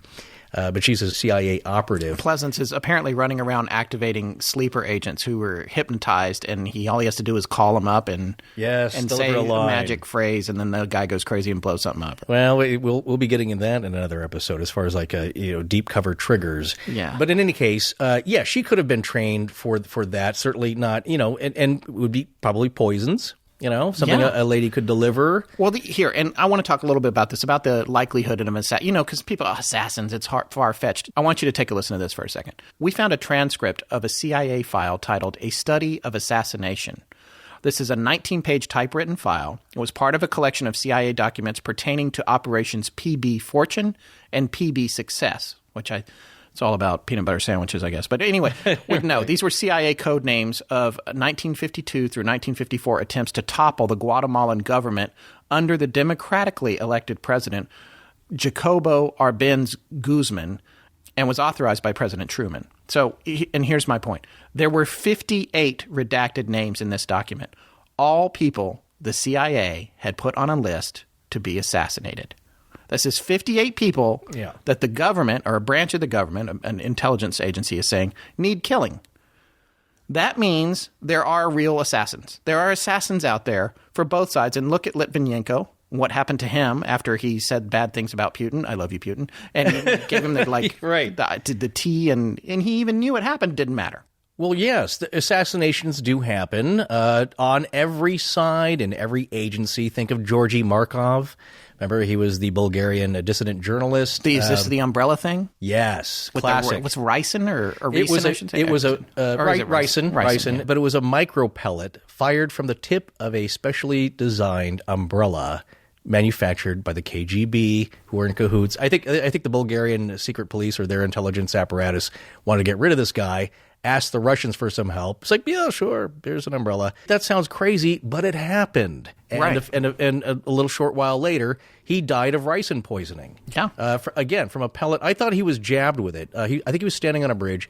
Somebody came up behind him, and I think it fired the pellet. I thought it was injected, but there you go. Like I said earlier in the show, I had even read that Tamám Shud was an assassin who worked on behalf of the mob out of Sydney or Melbourne or something. That's far afield. I couldn't corroborate it, but what you're going to find out here later is that we are pretty sure thanks to research done by the ARC, that the Somerton Man lived in Sydney. Yeah. Prior to meeting Joe. So when you're in this territory, you're really grasping at straws, but that's what we do. We like to go like off the deep end when we start talking about theories. Well, that's what's interesting. Why go with the obvious? Of course, we always say the obvious is probably, it's Occam's razor. Yeah. Well, look, start there. That's why we say start there with the obvious, then branch out. Because, again, if you're like us, and obviously you're listening to this, you're of that mind as well. Go out there, check out everything, eliminate the things that don't make sense to you. All right, so let's talk about Joe. This is another theory that popped into my head early on. Professor Abbott this theory has occurred to him and a lot of people who have looked at the case. And that's the whole angel of death, serial killer, maybe even an angel of mercy. We're going to get to that here in a second. Yeah. But some of that theory, though, is predicated on connections between Alf Boxall, Yes. whose friends called him Alec, by the way. I don't know if we said that earlier, but apparently his friends called him. But Alf Boxall, the Somerton Man, and George Marshall, the guy we mentioned who probably killed himself. Yeah. That brings me actually to my next point, is that connections between all three of those beyond the Rubaiyat of Omar Khayyam are tenuous, because Boxall had his copy that Joe gave him, or Justin gave him, and Marshall had that copy where he had circled the stanza where he was found dead outside the hospital, not far from where Joe worked. And then there's the copy associated with the Somerton Man. Mm-hmm. When you really look at it, Boxall's still alive. He wasn't killed. Right. The other guy almost definitely probably killed himself, unless that's a really amazing cover story about his insanity that his own family did, which is possible. Well, I guess, but according to them, he claimed that he was just looking for a good time and place to do it. Yeah. Okay, so was she a serial killer? Was she finding? We talked about so many movies tonight. Yeah. One of which I thought of again when we first started this show was The Natural. Barbara Hershey? Yeah, in The Natural, Barbara Hershey becomes obsessed with, oh my God, it's Robert Redford again. What is it? It says real Redford. No, there's a connection. Coincidencia? Yeah, well, so in The Natural, Robert Redford plays a baseball player, and he's the best in the world, or the best in the United States anyway, and this character, she becomes kind of obsessed with him, and as a result, she tries to kill him. Yeah. That's actually based on a true story, believe it or not. Yeah. Which I looked up at one time, and now I can't remember. But you can find it. Yeah. It's not a tangent we need to go down right now. But the point is just that, what if Joe was like, she would find these lovers, and then she would give him a copy of the Rubaiyat of Omar Khayyam, and then she'd try to kill him. Like a Black Widow. Yeah, well, we had talked about this before, and I have no idea the place and time when it happened. But what we had mentioned is that is a real phenomenon, and it's usually somebody, men and women. In fact, one of the last famous cases I'd heard, or the most notorious, it was a man, I think in his 30s, who was also a nurse. Who had been delivering lethal doses of medications found at the hospital because, and again, it's a psychological thing. He thinks he's helping these people along. He thinks he's euthanizing folks. Yes, he's like, look, they're far gone, they're suffering. I just hastened it for them, but really it's tied into, I get to kill these people and justify it in my own mind as being helpful. Well, so listen to this. When I asked Professor Abbott about this, which I did, I was, especially now in light of the fact that he's married into the family. Yeah. I felt a little strange about it, but I was like, had you ever thought that maybe Joe was a serial killer? Right, yeah. And he actually said, as an investigator, I stand at a dispassionate distance, and so I have considered the serial killer hypothesis myself. I dismissed it because, A, she has no proven history of anything like that, or record or even innuendo of physical harm to others. B, I searched the literature that psychologically profiles nurses that serial kill their patients. And so it does tick some boxes, but not enough. My own parents ticked the same number of boxes, and they were no killers. There basically is nothing there to make her stand out as a killer. However, and I thought this was really interesting, those that knew her confirmed she supported euthanasia intellectually. So now whether she actually euthanized anyone who asked for it, right? Who knows? Maybe. But we simply can only speculate without hard evidence. A possibility that I do entertain is that either herself or George stripped the body of any ID after it was found dead, rather than actually being involved in the death. Mm-hmm. And we're going to come back to that. I thought that was interesting. Yes, now, here's the part of this email, though, that freaked me out a bit. Here's something spooky I forgot to tell you. When I interviewed one of Joe's old friends, the friend told me that Joe's favorite novel was Howard's End by E.M. Forster. I asked the friend why Joe liked that book. The friend said she didn't know, but speculated that Joe would have loved the grand house that is at the center of the story. I thought nothing of this, but one day decided to go to Blockbuster and get the Hollywood version of Howard's End starring Anthony Hopkins. I watched the movie and fell off my chair. The story is about a lady who lives at Howard's End who gets pregnant out of wedlock. Sound familiar? Yeah. And has a boy. The father of the boy is struck with the flat side of a sword by a family member. In order to scare him, they didn't want to harm him by using the sharp side of the blade. But the man died. The autopsy revealed he had a pre-existing weak heart and died of fright.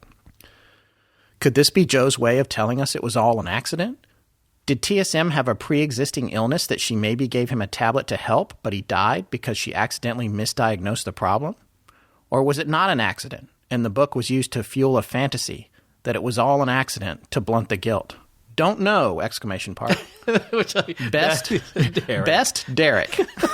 Again, I love it. It's another juicy nugget dropped on our doorstep. Yeah.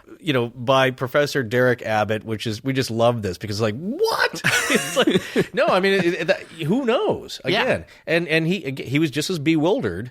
And so it adds more fuel to this fire. Yeah, every time you look, there's another layer. It's like an onion. It just keeps peeling and peeling and peeling. It's like Oak Island even. Whatever you're looking at, things just keep going down this hole. Right. That's the nature of a lot of mysteries, I believe, that are not self-sealing, as we say. So. Right. So, all right. So now let's move on to the next theory, the jilted lover, the love triangle thing. This is one of my favorites as a possibility, I have to say. Yeah, I hate to agree with you. Okay. You hate to agree with me. Well, no, we just do a lot. Well, no, because we think a lot. I think structurally, intellectually, or just as journalists. Yeah. Fake journalists. That's what we are. We're just no. You know what I'm saying is I think that we see the benefits of this storyline. But again, not discounting the others too much. So right. Well, I mean, here's the reality of it. We can only speculate on the actual relationship between the Somerton Man and Joe, and how close were they? Was it just a one-night stand? Because we're going to go ahead and say, I'm going to go on record as saying this. Yeah. There is no question that Robin Thompson was the Somerton Man's son. Okay. I think there's no question of that. Yeah. Professor Abbott thinks there's no question of that. Do you agree with that? Yes. Okay. No, just again, they look alike for one thing. Yeah. And then the genetic abnormalities. Right. Both of them. Absolutely can say with all confidence that there is more to suggest that he is the offspring of Joe than not. Right. So we know that unless she was artificially inseminated, there is absolutely no question that at one point she had some kind of relationship with the Somerton Man. Yeah. Now, was it a one-night stand? Was it one-sided? Was it reciprocated? Maybe they both really, really cared for each other. Yeah. I mean, she was a nurse. She obviously saw the rewards in caring for people. So imagine this scenario. Joe and the Somerton Man meet in Sydney, or Mossman, outside of Sydney. They flirt, carry on, and eventually become intimate at least once. Joe becomes pregnant. Now we get into the choose-your-own-adventure territory. That's what happens when you start speculating. She tells the Somerton Man that she is pregnant. A, he offers to marry her, and she says no. Or B, he flees in terror at the fact that he had a one-night stand with someone. Oh, no, there's a child. Yeah. Okay, so who knows? Why would he choose one over the other? A, maybe he's a spy. He can't be tied down. Yeah. Or whatever else. B, she's a spy. She can't be involved with him. Right. These get increasingly ludicrous, by the way. They are both spies. Well, no. But they can't tell each other. Or they did tell each other, and they know that it can't work. This is a really great romance novel, I think. Now, she's already involved with George Thompson, and he provides for her. That's the thing. That's an important point to note, is that she's already established an arrangement for herself that seems to be working. Right, and so she has to be practical. It's hard to say, but we know that she and George had known each other since they were very young in Mentone. Who knows what stage their relationship was in? As Professor Abbott said, there was a story that he prevented her from killing herself. So, and we'll come back to that later. Or maybe Joe doesn't tell the Somerton Man that she's pregnant. Maybe he's out of the scene before she realizes it. Perhaps he gets word that she's had a child and returns. Maybe he returns out of love to convince her to be with him. The ARC has found, and when I say ARC, and whenever we say ARC, just going forward so everyone knows, that stands for the Astonishing Research Corps, which is our group of really amazing volunteers. Also an upcoming episode of another kind of ARC later on. But the ARC has found evidence that TSM had most likely been in Sydney. Could they have met there? TSM may never have known that Robin existed. After all, we have no evidence that Robin and TSM connected at all just prior to his death. But it's possible they could have met up somewhere. Of course, they're vacuuming the pool next door. Oh, is that what that is? Yeah. So we're going to keep going now. Yeah, keep going. We have a mission. So there are other people that think that TSM was ill. Some members of the ARC think he might have had polio. So the case for that later. Sure. Yeah, and we need to. That's going to be a shout out to Chris Cogswell, who's one of our highly active members in the Research Corps. But so what if he was feeling ill or feeling bad or even aware of a serious illness? And Joe, being a nurse who intellectually supported euthanasia, provided him either with some medicine to help with his symptoms or something to help him end his life. Would either one of those go further towards explaining the fact that she nearly fainted while pretending not to know who he was when she viewed the plaster bust? What if she gave him something mild or something and it unknowingly triggered his death, and then she comes face to face with the consequences of her actions, which maybe were unintentional? Yeah, exactly. Here's your 2 aspirin that killed you. Or, you don't know, but obviously she freaked out. Right. It was obvious that she knew who this guy was by sight. Yeah. And that she made attempts not to associate with herself in any way with this gentleman. Yes. Yeah. All right. Moving on to another one of my favorite theories. I get to have more than one favorite, right? Absolutely. Yeah, go ahead. The idea that the Somerton Man was a black market dealer. In what? Yeah, well, in all kinds of things, because thanks to the World War II rationing, there were all kinds of markets that had emerged. I actually didn't know a whole lot about this, and Professor Abbott was the first one that introduced me to this idea, but then we kind of dug down on it. So during World War II, there was price controlling and rationing so that governments at war could make sure that resources critical to the fight were available for the fight and not being used up by civilians. Right. So from this, just like with prohibition or any other goods that are denied, a robust black market develops, and there was one in Australia too. Now, I found a great thesis online entitled Profits Over Patriotism, Black Market Crime in World War II Sydney. This was written by Timothy Blum for his BA in History in 2011, and he's posted it online because I guess with the thesis you have to publish it, right? I guess. Not sure. Didn't know you had to do that, but we're glad he did. Yes. Yeah. We're not educated to that level, so we can't speculate on it. But so let's say for a minute that TSM was a black market dealer. Now, I want to get some context on what that would have been like. So here's some excerpts from Mr. Blum's thesis. The introduction of coupon rationing in 1942 saw wide-scale stockpiling of supplies as people sought to take advantage of scarcity by selling on whatever they had. Another thing that he points out later is he said most offenders, and some of these he took from other sources. So I'm referencing that first quote was from page 1 of his thesis. This is from page 3 and 4, which he took from another source, which is cited there if you go to the original paper, which we have a link to. He goes on to point out that most offenders were not large companies or organized criminals, as some have argued, but individual merchants with inside knowledge of the trade and no previous conviction. So are we painting a picture here of what the Somerton Man might have been? He also said, because this was sort of the crux of his thesis, it was more about the moral ground and the difficulty between the law and how the law treated black market operating with respect to war rationing and the morality of it, which is it's pretty complicated. It's interesting because it's like, oh no, it's okay. These people need this stuff. I need bread. I need water. I'm pregnant. I don't, whatever. So it was apparently a very vague area. So excerpting from page 7 of the thesis, both men and women had different views of such conduct. The former maintained a fixation with the illegal sector, while the latter felt that it was simply getting hold of the necessary items. In the eyes of the public, a soldier buying bottled beer and petrol coupons in King's Cross was participating in the black market. But a local shopkeeper who stockpiled dress material or biscuits for a frequent buyer was looking after their customers. Perhaps Salt put it best when it stated at the end of the war, quote, "There are no scruples in the black marketing business so long as you play ball with the blacketeer and don't mind being fleeced," end quote. Most probably everyone used black markets at one time or another, even if only for a special occasion. But those who got caught or ripped off often cried the loudest. Uh-huh.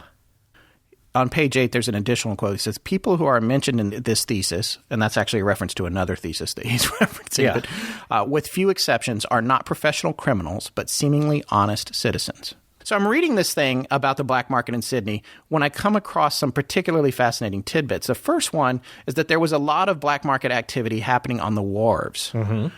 I mean, when you hear that, you think, yeah, of course. It was definitely happening there. The wharves. Yeah. Wharves are famously where bad stuff's going down. On the waterfront. Yes, on the waterfront. So now we need to remember that TSM had materials that suggested the possibility that he might have worked at sea. That's what a lot of people have thought from the contents of the suitcase. Yeah. He had the stenciling material. I immediately wondered, and I think Professor Abbott pointed this out to me first, but could that have been used to label crates? Could that have been used to label stolen goods? Right. Or maybe he worked perfectly legally and he was required to label things that were being shipped. We don't know. Yeah. So now this is an interesting point because it also ties back to the fantastic black marketeer or the mundane and a possible explanation for the items found on him. Yeah. Okay, and in the suitcase, because now, and this is another thing that Professor Abbott said that I found interesting, and I'd read this elsewhere as well. During wartime, a lot of people were getting used clothes. Clothing, any kind of material, think about this, rubber, steel, gasoline, petroleum, oil, fabric. Everything was hard to get a hold of. It had to go to the war effort. So yeah, and they were allocated a certain amount a year. Exactly. And when you went through it, you were done. You didn't have any more. Right, you're done. So a lot of people were buying used clothing who may, have felt, that was beneath them or they didn't want to be seen with it. So it was common practice to clip the tags out of your clothes just as it was common practice to write your name in your clothes. Right. Because you didn't have a whole tremendous wardrobe, floating around like we do now, and you're just giving stuff to the thrift store willy-nilly. So people were getting used clothing, would maybe cut out the tags that were in them before from the previous owner, T. Keene, something like that. Yes. And he's going to come up again. Exactly. And the aluminum comb. Aluminum combs were traded amongst soldiers. Aluminium, right. They actually, usually it's a different pronunciation, but there's an actually spelled different. It's actually spelled different on the There's end. There's an extra I. Aluminium. But yeah, so, and again, the juicy fruit gum, the cigarettes in the expensive pack with the cheap cigarettes. Yes, the Concetus. Or vice versa. The Concetus cigarettes, the expensive cigarettes in the cheap pack. With Army Club cigarettes. With Army Club, which some people say, oh, it's a spy thing. That was what he wanted to smoke, but he wanted to appear another way. Right. But you might also appear this way out of pride. Again. Wait, but of course that doesn't make sense because he would be taking pride in the cheaper cigarette, right? Well, again, some people do that. I'd mentioned before, taking generic cigarettes and putting them in a Dunhill pack. Something fancier, but really what but this was the other way around. Yeah, that's what I'm saying. There's a mishmash. It was opposite. That's what I'm saying. But there's a mishmash of stuff going on. That's why some things may lead investigators into a wholly different direction because they're not making sense out of nothing. Again, it's just like, where did he get the gum? He traded that for some other item from a guy on the train. Right. Who knows where these things came from? Now, some things, yes, like the American striped tie. That's specifically American, but where did he get the tie? Yeah. Was it used? Yeah. Did he get some of these items from an American that he'd met? Yeah. These are unanswerable questions, but they do paint a picture, but is that picture accurate? All right, well, and this brings me to the next thing in the thesis that jumped off the page at me, something that I hadn't really thought about, and it painted a bigger picture. Those of you who've heard the whole series, this is going to tie a bunch of things together. And one of those things is taxis. Taxis are brought up specifically in relation to the black market. Yes. Now, why is this important? The author of the thesis suggests on pages 27 and 28 that the war had a profound effect on the taxis of Sydney. And overnight, it seemed that they had managed to transform themselves from being mere carriers of people to four-wheeled grocery stores, offering everything from bottled beer to building materials. Thus, it soon became common for taxi drivers to be seen in the odd hours of the morning loading and unloading suspicious packages from the boot of their vehicles. For you Americans, that's the trunk. To be sold on to a needy customer. But why taxis? Das, he's referencing someone else, which, again, we're taking this from pages 27 and 28 of his thesis. To go back to the sources that he's referencing, take a look at his thesis, which we're providing a link to. Das wrote into the bulletin and described the following conversation between himself and the driver of a taxi, which seemed to be full of blue metal, a rationed building material. "Do you know what I have to pay for petrol on the black market?" said the driver. $7 a gallon. New tires cost me 60 quid on the black market. Why don't the government let us have some tires and give us 150 gallons of petrol instead of that ridiculous 75 that forces us onto the black market?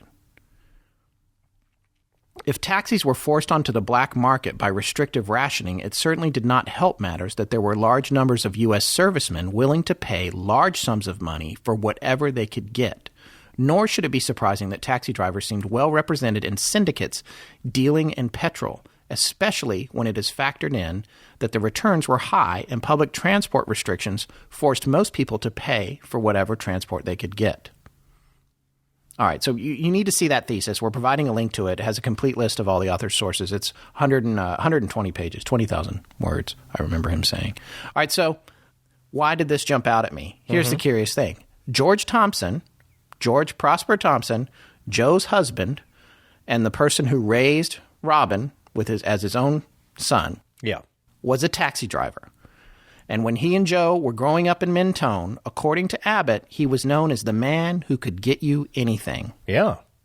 Sounds to me like George might have been a black market dealer of his own, or he had his own little black market. And there's no reason not to expect that during wartime, if the taxis in Sydney are going through all this, the taxis are in other areas as well. Well, he drove long distances as well to other get towns. Specifically to pick things up. Exactly. So there's something going on here. So, and later in life, he became a car dealer.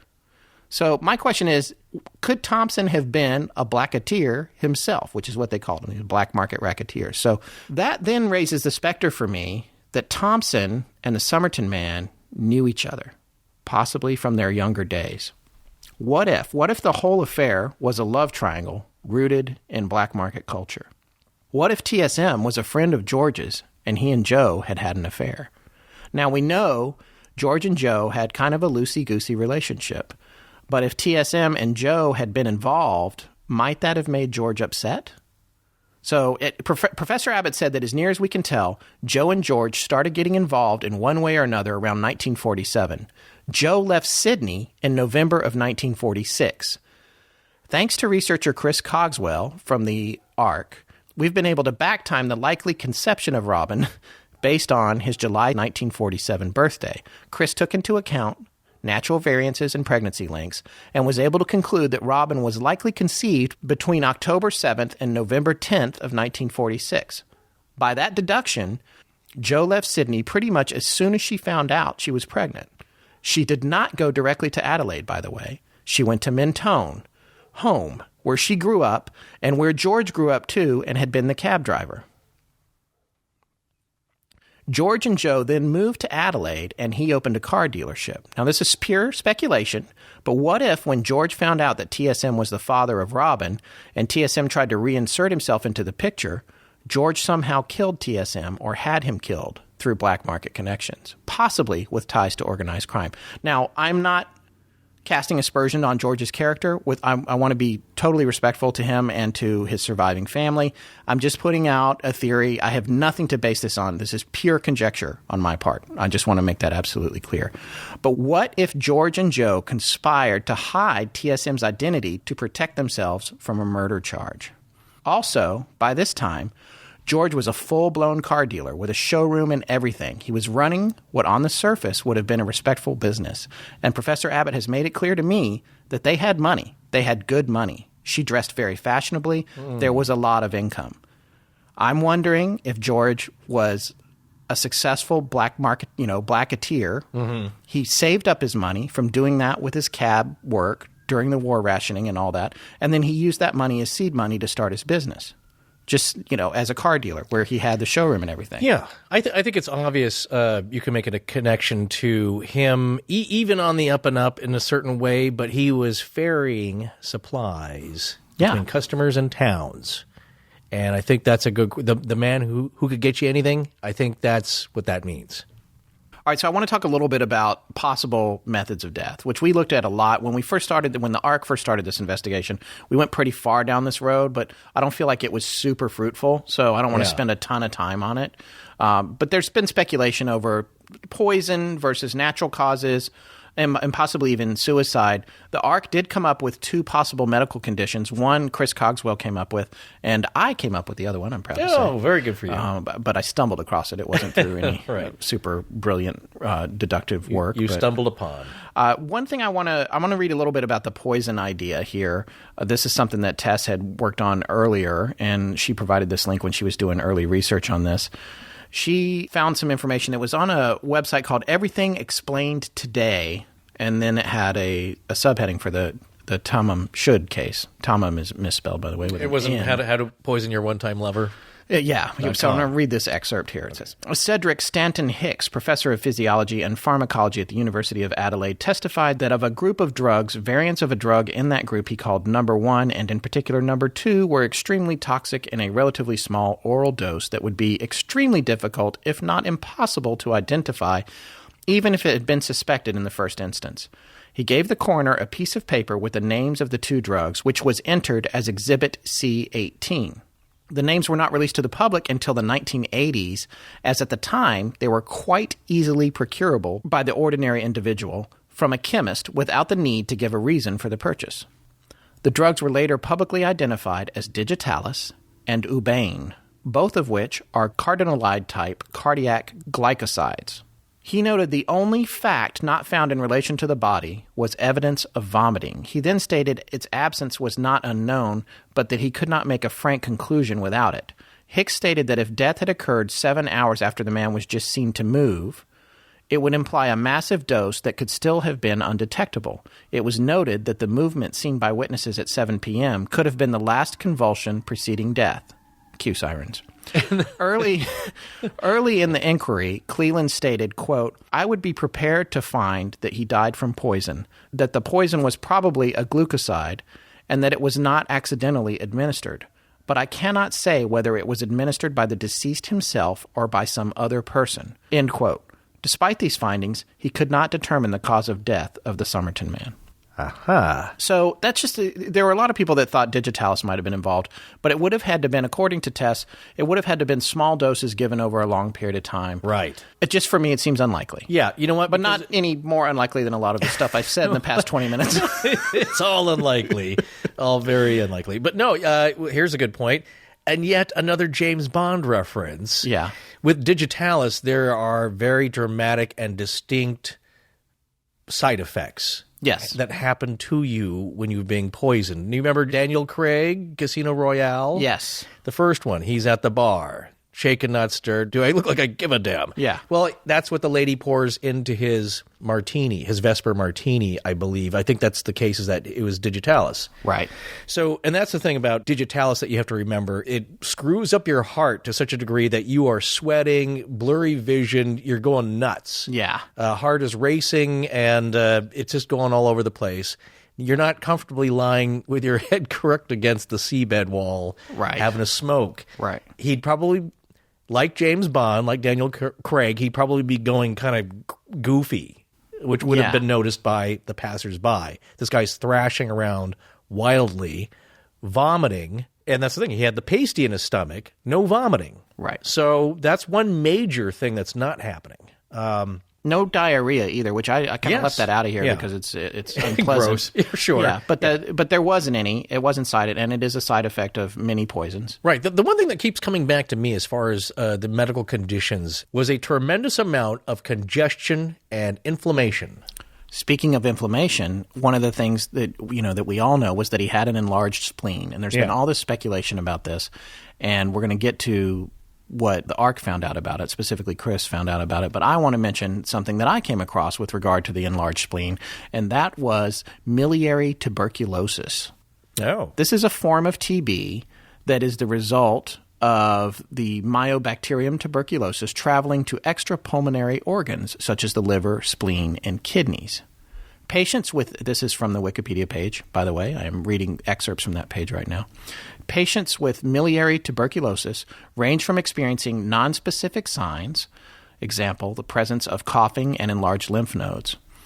Miliary tuberculosis can also present with an enlarged liver in 40% of cases, an enlarged spleen in 15% of cases, inflammation of the pancreas in less than 5% of cases, and multiple organ dysfunction with adrenal insufficiency, where the adrenal glands do not produce enough steroid hormones to regulate organ function. Secondly, hypercalcemia prevails in 16 to 51% of tuberculosis cases. Thus, hypercalcemia proves to be an important symptom of miliary tuberculosis. I then, of course, had to look up what hypercalcemia was because I had no idea. But I guess it's most often caused by overactivity in the 4 tiny glands in the neck, the parathyroid glands, or from cancer. Extra calcium in the blood affects the body system. So it's essentially extra calcium in the blood. Right. Symptoms of hypercalcemia range from mild to severe. They may include increased thirst and urination, belly pain, nausea, bone pain, muscle weakness, confusion, and fatigue.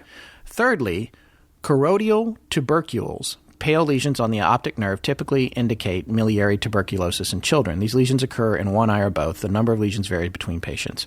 Choroidal tubercules may serve as important symptoms of miliary tuberculosis since their presence can often confirm suspected diagnosis. I don't know what that looks like, but it seems like if he did have that, they would have seen it. Yeah. Anyway, lastly, between 10 to 30% of adults with miliary tuberculosis have tuberculosis meningitis, which is like the congestion you were talking about in the brain and that sort of thing. The risk factors for contracting miliary tuberculosis are being in direct contact with a person who has it, living in unsanitary conditions, and having an unhealthy diet. People in the U.S. that are at a higher risk for contracting the disease include the homeless and persons living with HIV or AIDS.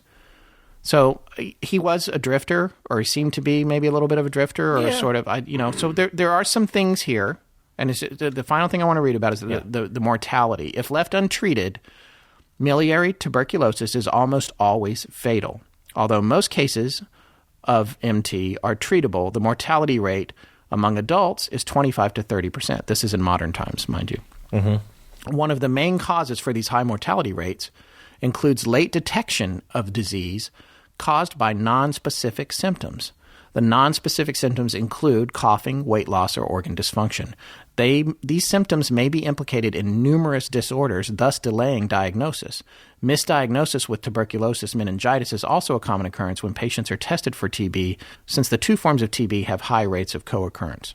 So this stood out to me as a possibility in terms of how it might have been acquired, the fatality of it, an inability to properly diagnose it, and in 15% of cases, an enlarged spleen. Right. And it can be fatal. Just something to think about whenever we talk about pre-existing conditions. Yes. All right, so let's move on to the latest developments from the Research Corps, which are impressive. A lot of really fascinating things have happened. To say the least. And to truly get to the bottom of this case, more investigation obviously has to be done by all parties involved. That includes Professor Abbott, all the bloggers we mentioned before, Nick Pelling, Gordon Kramer, anyone that has an interest in the case, Pete Bowes. It's also includes the ARC, and the ARC being what it is, which we kind of joke about, but it is basically a room full of super well-educated wild animals with access to things that wild animals should not have access to. Right. It's cursory research on steroids. No, it's real research. It's real research. It's the room of hyper-intelligent monkeys knowing that they're actually creating Shakespeare. No offense, ARC. So anyway, they have made some startling discoveries with the aid of you guys as well. The listeners, you guys have sent in a lot of really good little tidbits, which we're going to go into here in a little bit. But we're going to go through them now with some newly minted theories that the ARC came up with before we start wrapping up this final part in our series. And the first thing that I want to mention is the information I'm about to share was compiled by ARC member Chris Cogswell, who I had asked to sort of get as much current information. So many things have been happening in there. Forrest and I, as we indicated earlier in the show, haven't even been able to keep up because we've been busy trying to craft the show and get it together, and also Forrest works 60 hours a week. But it's like when we have this application that manages the research core and all the information that's coming in. So oftentimes you're sitting at your desk and it's just 50 or 60 things are popping up. They're posting about this. They're taking pictures of that. We broke into a library. There's like things happening. Well, this is what happens. It's like, yes, you'll be at work and something will pop up on your phone, on the laptop or computer. And then you have a vague idea that a lot of stuff is happening that you can't join in, and then later on, it could be days later, I catch up with it like, oh, well, that was exciting. Jeez, I wish it would have been available for that. But, it gets crazy, and this particular case has gotten particularly crazy. I want to talk about the Rubaiyat of Omar Khayyam, which we've covered extensively. Professor Abbott had been looking for matching copies for quite some time. He did have access to the one copy he called the Jason Wells copy, which he has. I guess Mr. Wells gave it to him. When I asked the ARC to find more copies, I'm going to call it the Rook. The acronym for the Rubaiyat of Omar Khayyam is Rook. Okay. So we're going to, if we say Rook, you hear us say TSM, that's the Somerton Man. Rook is the Rubaiyat of Omar Khayyam. I asked him to find more Rook copies to help aid Professor Abbott in his search for what might be an exact matching original copy. There's a lot of reasons to find this, not the least of which is to find out if there's a code, as we heard from Amanda Soward's interview earlier, that where it was used as a one-time pad, if you're going to check it as a one-time pad, you need to make sure you have the exact matching copy. Right, as a book cipher. Exactly, as a possible book cipher for that code that was on the back of the one that was found that was related to the torn piece of Tamám Shud paper. Right. So we know at this point that the TSM copy was a Whitcomb and Toombs limited edition copy of the Rubaiyat in the Courage and Friendship booklet series. Chris Cogswell searched through academic references for that very specific copy, as did a few of our listeners who emailed us. Thank you very much. He was able to locate about 10 others that are claimed to be from that specific publishing run. One of them was in a collection of Rubaiyats that numbers in the thousands, a private collection in Kansas City. An amazing amount of effort by Miranda. Yes, Miranda Ehrenberg and her friend Jess, who was a photographer. Jess and Miranda are both members of the ARC, and they both went to find this private collection on our behalf because they were in close proximity to Kansas City. Missouri, by the way. That's where Kansas City is. There's two, you know. Yeah, I got in trouble with her for putting that in the wrong state. Yeah. It's not far from Jesse James territory, frankly. Yeah, exactly. So they went over to take a look at this private collection, and it was in a room that apparently at the time I think was unmanned. They more or less broke in. They went in without permission. I would tell you, they were nervous. There was a lot of discussion. There was chatting. There was a lot of texting. There was no B&E. There was no lock picking. Well, no, I'm not saying there was any right? B&E. Yeah. No, I love that you're asking. You had to ask. Right. They didn't pick a lock, did they? No, they did not. But they were in the room by themselves for a little bit before I knew that. The curator came by and was like, what's going on here? I think that's perfectly harmless. And they were trying to figure out what they needed to do, and they were about to leave. Yeah. And she just happened to glance up. I'm telling you, there's thousands, at least 1,000 copies of the Rook in there, all different kinds, all different sizes. She looked up and just happened to see a copy that matched the Whitcomb and Toombs description. She knew it was. She would have had to go back. It almost jumped off the shelf at her. Yeah. So she got it down, and she took some pictures of it. We're all texting about it inside the ARC, trying to figure out, oh my God, is this a match where we need to tell Professor Abbott? And it goes even further. She winds up going back and obtained high-resolution images, photos of it. And we know that it has distinctive markings that make us believe that it is pretty much nearly identical, if not identical, to the TSM copy. It was definitely published by Whitcomb and Toombs. Chris Cogswell actually did a forensic comparison for the typeface of the Tamám Shud on it that matches the piece of paper that we have, and the height to width ratio and letter spacing are all a dead match forensically through analysis between what we have in the back of that copy and what is on the piece of paper that Jerry Feltus has in his possession at this time. Behind the words Tamám Shud, it's blank, and it appears to have a green tinge to the paper. The book itself also has what are called yapped borders because the cover is a little bit bigger than the book. And so the cover slip overhangs it, and you can see that it's kind of worn out. There are some things about this copy that are different from the Jason Wells copy, though. The coloration is more of a white-green, which actually matches better to the original Tamám Shud paper that Feltus has, which showed green coloration under microscopy. Did I say that right? Microscopy. Yeah, sounds good. Yeah. But one of the interesting things that we learned from this is that the number of books available in the Courage and Friendship booklet series are different between the Kansas City and the Wells edition, with the Wells copy includes inside the front cover there books 10 and 11 in the series, and the Kansas City copy only goes up to 9. Furthermore, the Wells copy contains a page of author information that is not present in the Kansas City copy, further suggesting that it must be older. So, based on this analysis, Dr. Abbott, as well as the rest of the ARC, believe the Kansas City copy is definitely in the same line of books as TSM's was, giving us a whole slew of new leads, including the fact that it was first published around 1941, meaning that TSM and Joe must have met and established some sort of relationship not prior to that time, because that's when it was first published. The book was most widely available in Australia or New Zealand at the time, with London being the only other store from this bookmaker.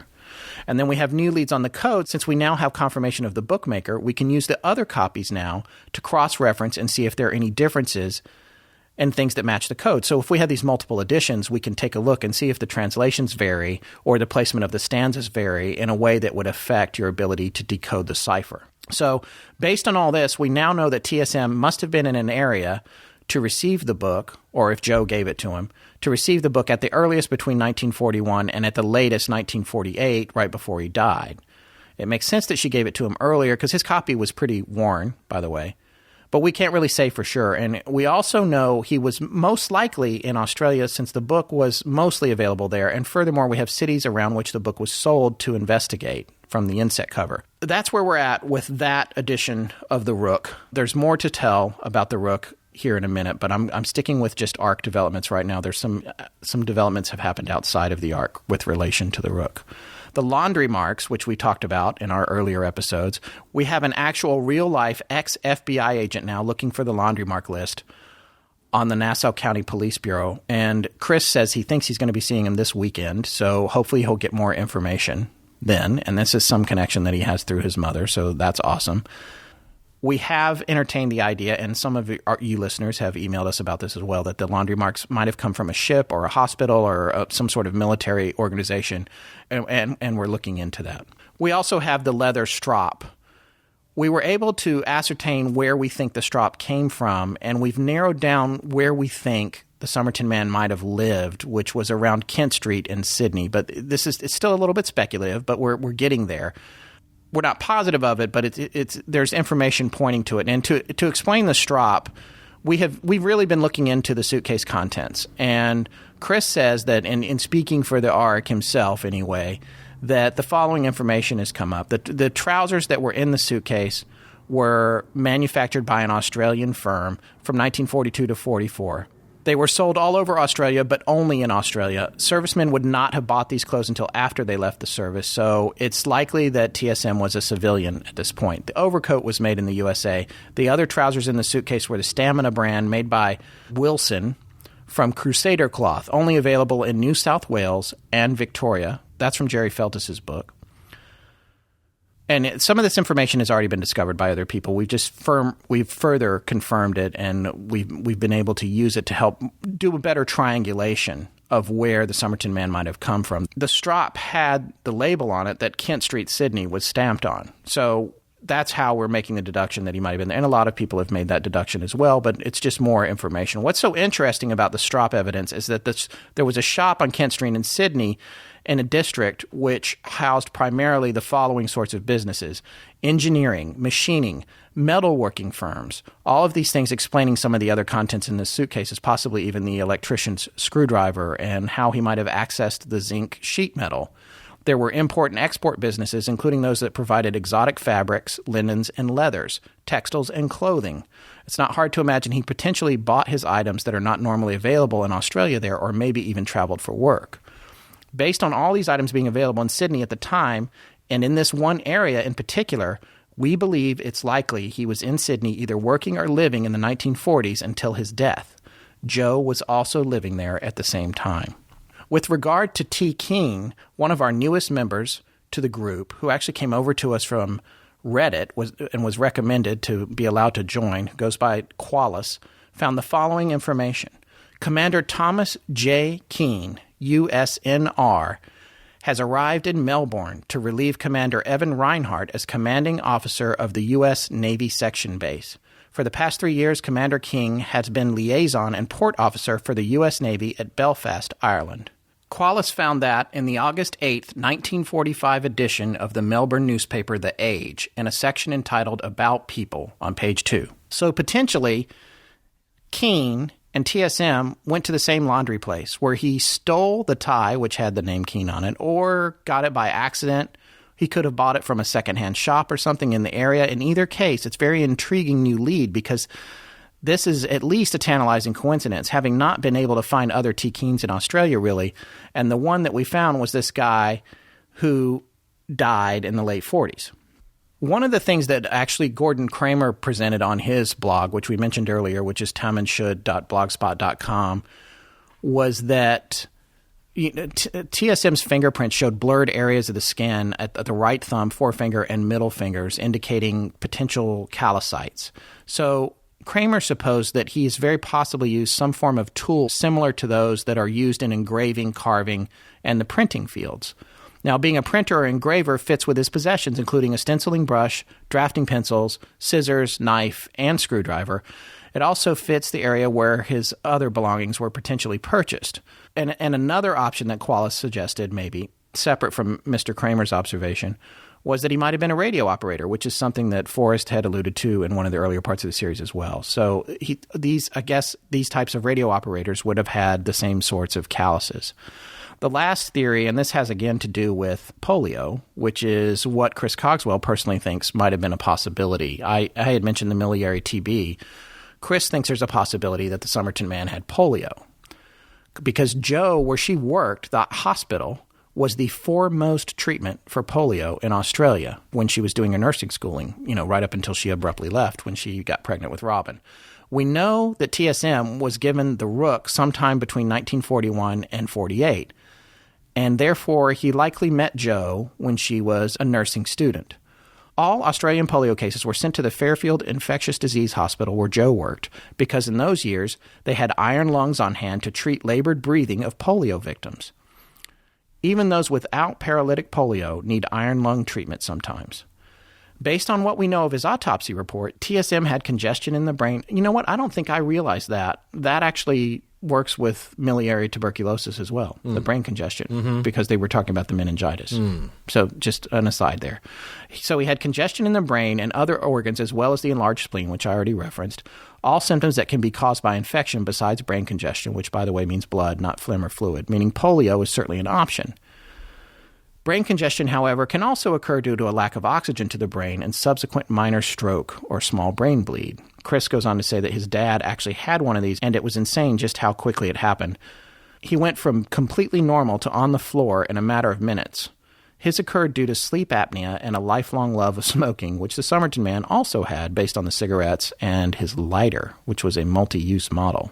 So Chris's theory is that TSM had polio as a young adult or child and required continued treatments from the iron lung as he aged. He likely did not have paralytic polio, but may have had slight paralysis of his lungs or lifelong difficulty breathing. Some polio sufferers have gone on to athletic careers, including the most winningest track and field Olympian, Ray Ewry. I'm not sure I'm saying that right. It's E-W-R-Y. Known as the Human Frog. He won 10 gold medals in standing jump events. He used a wheelchair as a kid. Also, Walt Davis, who caught polio at 9 and couldn't walk for 3 years, went on to win a gold medal in the Olympics for the high jump, then played in the NBA. So if TSM had polio, it would have likely gotten him out of wartime service and also explained why he was still around in Australia at the time. So that's Chris's polio theory. It's very interesting. The ARC is continuing to work on it because there actually was a registry and there's records that can be checked if he was a polio patient at the hospital. So we're continuing to dig into that. The other causes of death that Chris is putting forward is he actually works in a lab. He's a scientist. He's got access to real live lab stuff. Sciencey stuff. Science machines. Yes, yeah. Science machines. So he finally points out, I would be remiss to not include blood cancers. All of his problems could be easily explained by a blood cancer, which would potentially have made him seek out his son or ex-lover since he knew he didn't have long to live. However, how this would have killed him is up to debate. I would guess a stroke, but it still could have happened. Chris's final thoughts, and he says here that he thinks the Ark would back him up on this, is that the Somerton Man lived or worked in Sydney in the years just before his death. He also thinks he was probably working around Kent Street as an engraver, printer, mechanic, or engineer, something that required technical skill and the use of tools to give calicites in the fingers, but not enough physical labor to cause his hands to become hard and him to become overly muscular. While he may have come from America, I don't think it is necessarily the case that he had to travel back to the U.S. to buy the items only available there. Just because things were only sold in the U.S. generally does not mean that he couldn't have gotten them at importers or specific goods or even from American coworkers or friends. They also think he must have traveled between Melbourne, where Joe was studying at the hospital, and Sydney. Potentially, he was a traveling worker of some sort. Chris thinks he likely died of a small brain stroke, regardless of whether or not he had polio, probably from troubled breathing. All right, so that wraps up where the Ark's at right now. They're continuing to work on it. We have multiple forums dedicated to it. Of course, I'm going to be having to make their task help us out with whatever our next episode's going to be. But for now, they continue to be involved in it, and Professor Abbott is a guest member as well. I want to tell a very brief story of the New Zealand Rubaiyat of Omar Khayyam. That's right. We found another copy. Right. This is pretty crazy. This is something that I think Professor Abbott is going to be quite surprised to hear. We have not told him about this. So, Professor Abbott, if you're listening, I hope that you will find this exciting news. About 10 days ago, I was checking on the Astonishing Legends Facebook page, and we had a message from one of you guys, a listener, named Paco Tuniro. He lives in New Zealand, and he wrote the following letter to me at 2 a.m. my time via Facebook.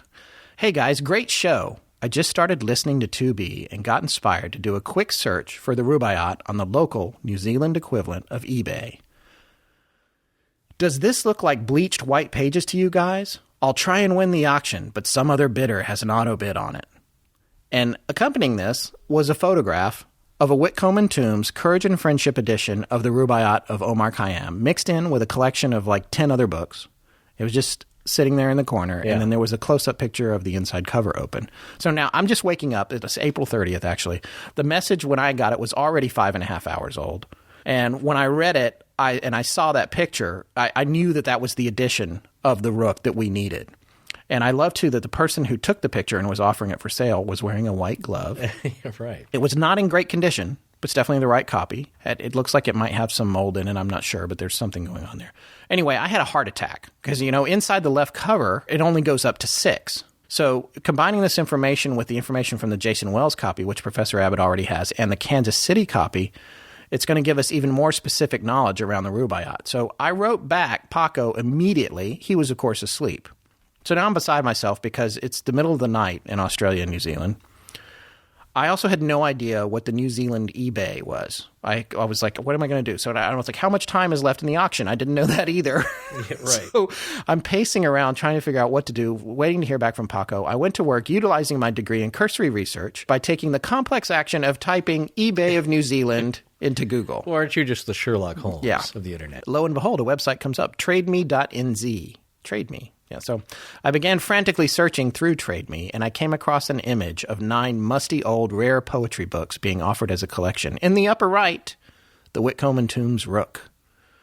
And like I said, this one only goes up to 6, which makes it potentially the oldest copy that we have found. So it's there. It's hiding in plain sight. I decided I wanted to set up an account. I was going to bid. I'm going to get this thing no matter what and get it shipped to the States, at least initially. That's what I thought. So I got really far into the process only to find out that if you didn't live in New Zealand or Australia, you weren't allowed to bid. Well, yeah. I don't know what kind of fascist thing that is, but I couldn't do it. So yeah. I was about ready to throw my computer out the window at this point. Paco was still sleeping. So my next thing is to tweet and put on Facebook, if you're a listener in Australia, I need to talk to you now. And I didn't know what was going to happen. I kind of thought, well, I'm not going to hear anything for hours. And then one of our favorite listeners, who, if anyone visits our Facebook page, has seen her post on there. She's a wonderful supporter of the show. Corinne Wilma sends me a message essentially saying, what's up? And I was like, oh my God, thank God she's up. And so now we're talking on the Facebook message window, and I'm telling her, I'm filling her in, and I sent her a link to the auction. And I asked her to set up an account and promised to PayPal her the money it took to get this collection of books that was currently bidding at around $4. Just now, after a few hours anyway, I should say, Paco gets back to me and he's like, I'm watching the auction too. And so now we're all watching. So what we're wondering is someone going to swoop in at the end? So I authorized Corinne to go ahead and spend up to $100 US to get this collection of poetry, which probably nobody really cares about. This is musty garage sale territory. I was very excited to see the whole collection of books. Yes, there's some fun books there. There's a couple of other Whitcombs. Kipling. Yes, exactly. And there's some other Whitcomb and Tomb stuff. So we're sitting down here waiting for the auction to end. It was 12 hours when we first discovered it. It was supposed to end at 8 p.m. by my time in LA. I'm down on the computer. I can't actually bid or participate in the bid. I can just watch. Corinne is trying to place the bids just right. We're trying to find out if someone's going to snipe it at the end and come out and outbid us, because someone did bid $101 right after we put 100 in there.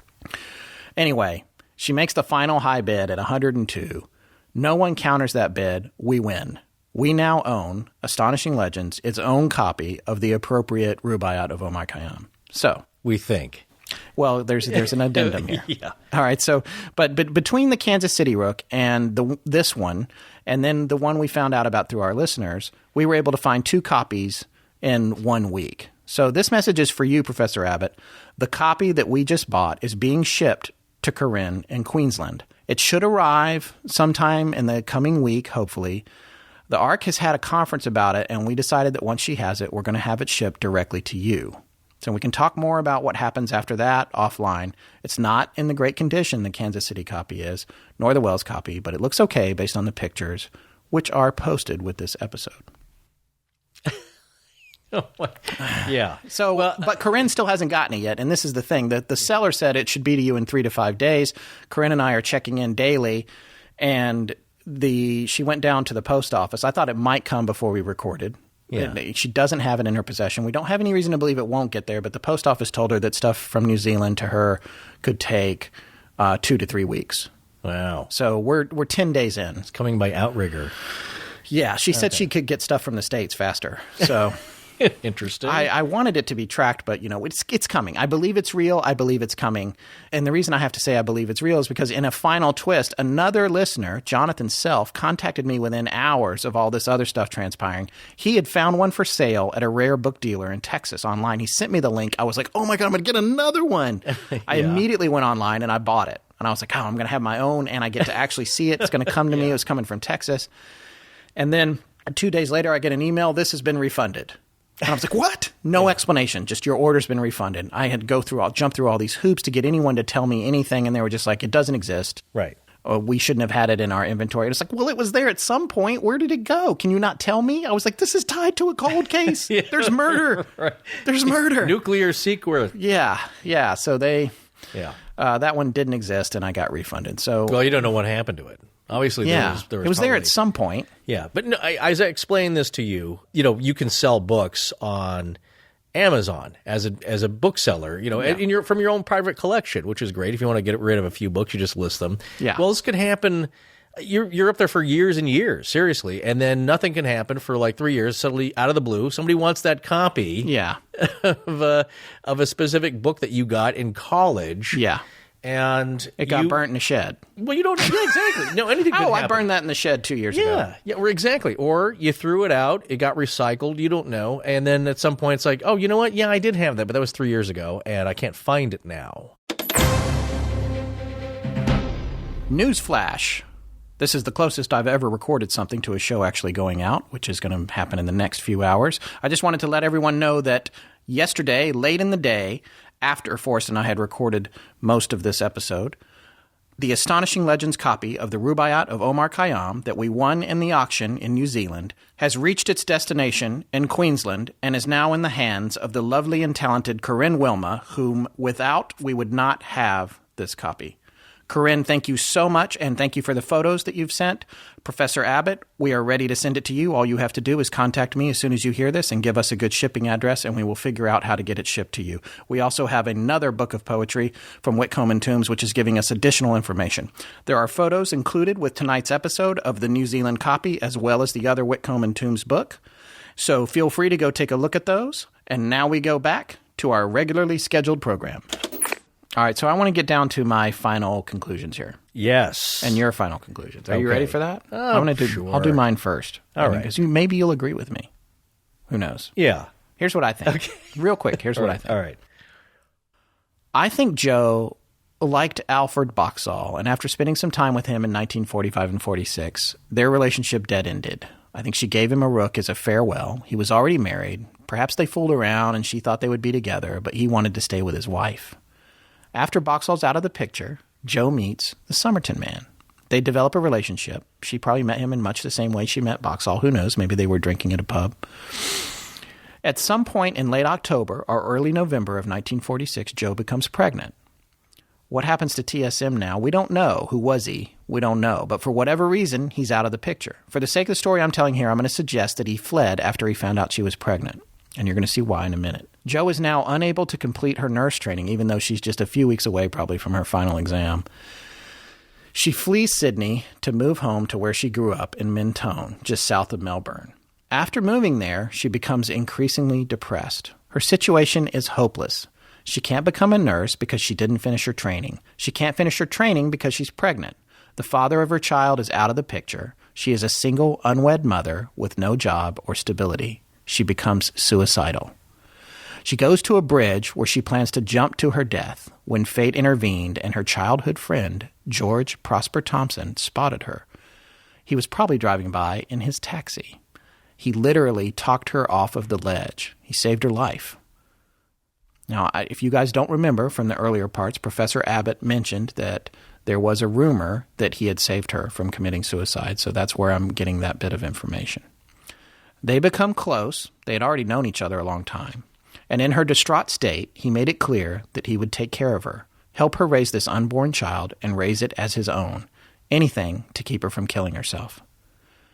While not necessarily in love with George, he was her savior. She agreed, and shortly after that, they both moved to Adelaide.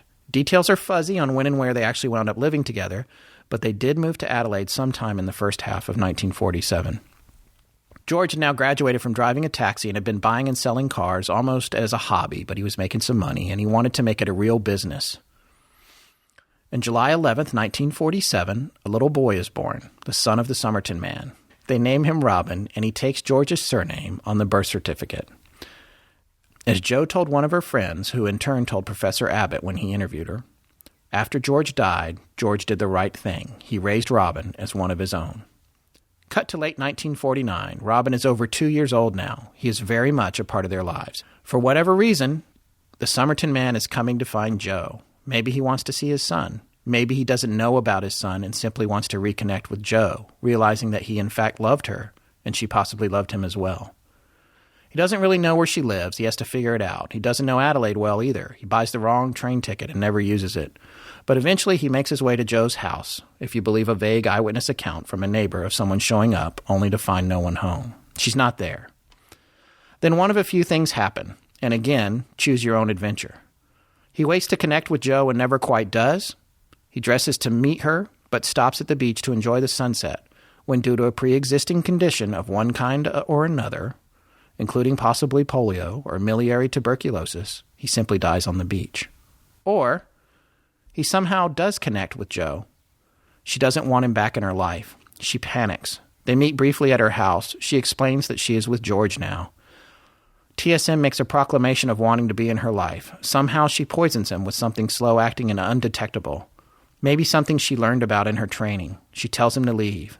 Maybe he's aware that he's been poisoned. He goes to the beach to die, rejected and forlorn. Or Joe finds out that the Somerton Man is in town. She tells George she's not sure what to do.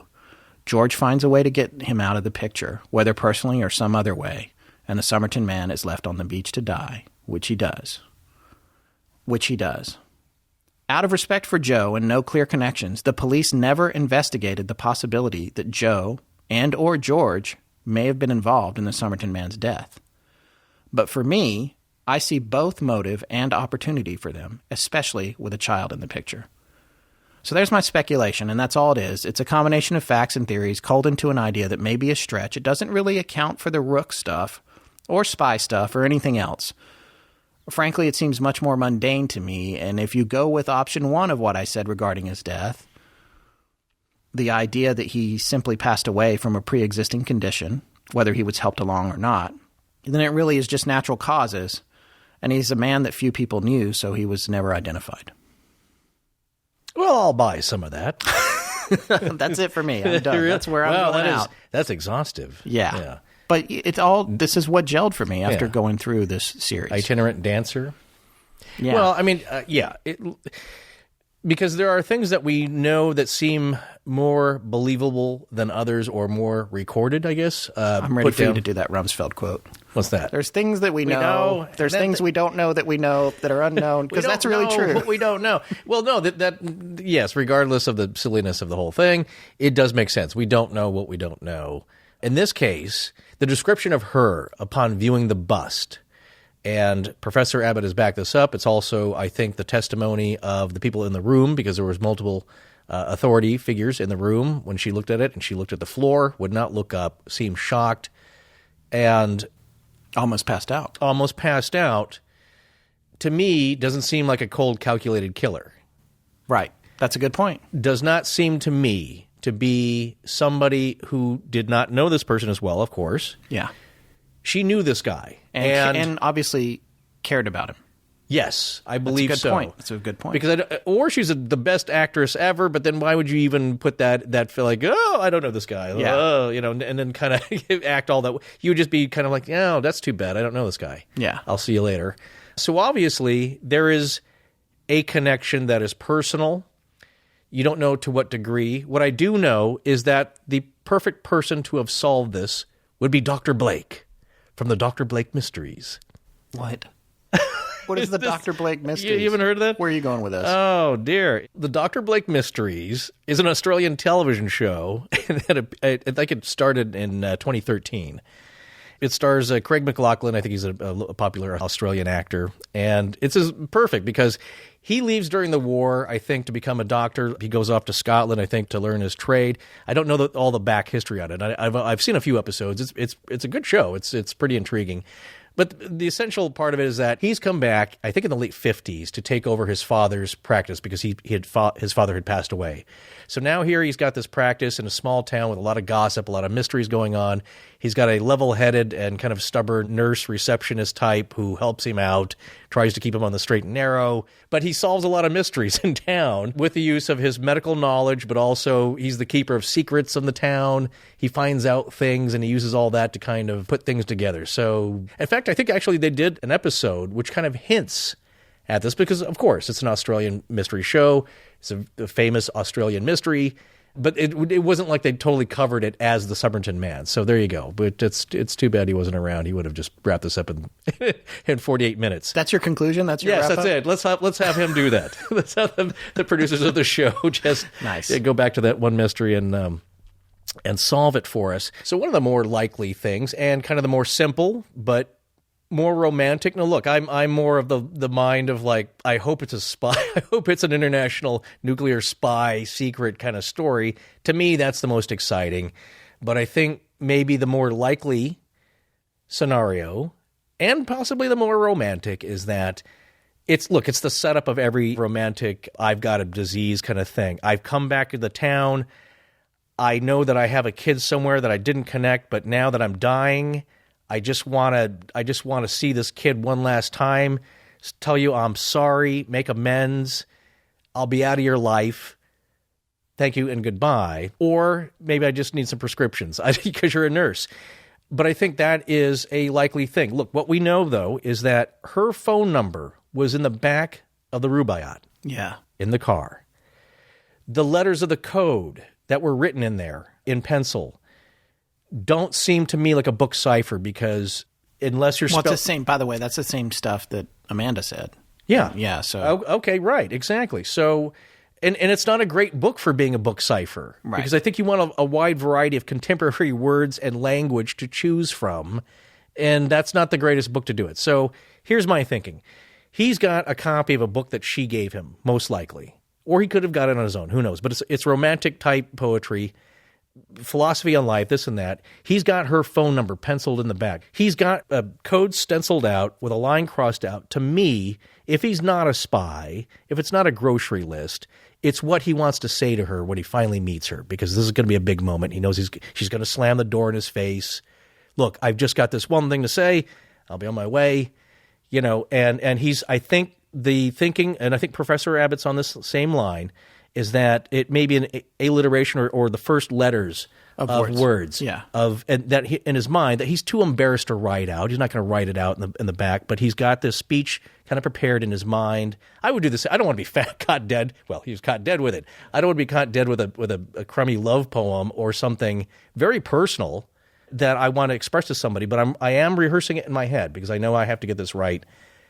That's my thinking on what the letters are. And then maybe he knows he's going to die. He tears out the Tamám Shud. Yes. Puts it in his pocket. Yeah. Because this is an end game for him. Exactly. And this is a poem or something that he's memorized that he wants to say to her before he checks out. I think so, and I think what you just said about him knowing that this is the end, my friend, he's got this one thing to say, but it's not silly because this happens all the time. You hear this about older couples. One dies, they've been married for 70 years, the other one dies 3 days later. They can't live without each other. Or, and this has happened in our family, a sick and dying family member holds out until everybody's there. And I've seen this happen. Once you get there, within a few hours, they pass. I'm going to hold on to that last little thread, and then everybody's here. I can say goodbye, and then we're done. So the neighbor said that he knocked on the door. She wasn't there. That's one report, right? But it was him. We don't know that was him, but someone knocked on the door, and no one was home. Okay, so either he didn't see her or he did. If he didn't, he has her phone number. He can call. Maybe she's not home. So that must be how he knew where she lived. Yeah, exactly. So I think it doesn't matter if he talked to her or he didn't. If he talked to her, he was rebuffed, or he got to say what he wanted. Either case, he's now done. He's made his trip. He goes to the beach. I'm going to have a smoke, watch the sunset. The sun sets and fade to black. That's going to wrap it up for the Somerton Man series, for now anyway. Please remember to support our sponsors. Visit MacWeldon.com and get 20% off of high-quality underwear, socks, and shirts, if I haven't bought it all, with the promo code LEGENDS. Also, if you love to learn like we do, check out thegreatcoursesplus.com/legends and get access to hundreds of their courses for free. Special thanks to Amanda Sowards for her time. Follow the links in the show notes to get her books. Astonishing Legends is part of the Dark Myths collective of podcasts. We'll be back in about 2 weeks with a new episode. Our theme music was composed by Judson Crane, and our sound design is by Ryan McCullough. Special thanks to the Astonishing Research Corps and our lead researcher, Tess Feifel. Most importantly, we want to thank our listeners. You can find us online at astonishinglegends.com, as well as Facebook, Twitter, Tumblr, Google+, and Instagram. Copyright Scott Philbrook and Forrest Burgess. Good night.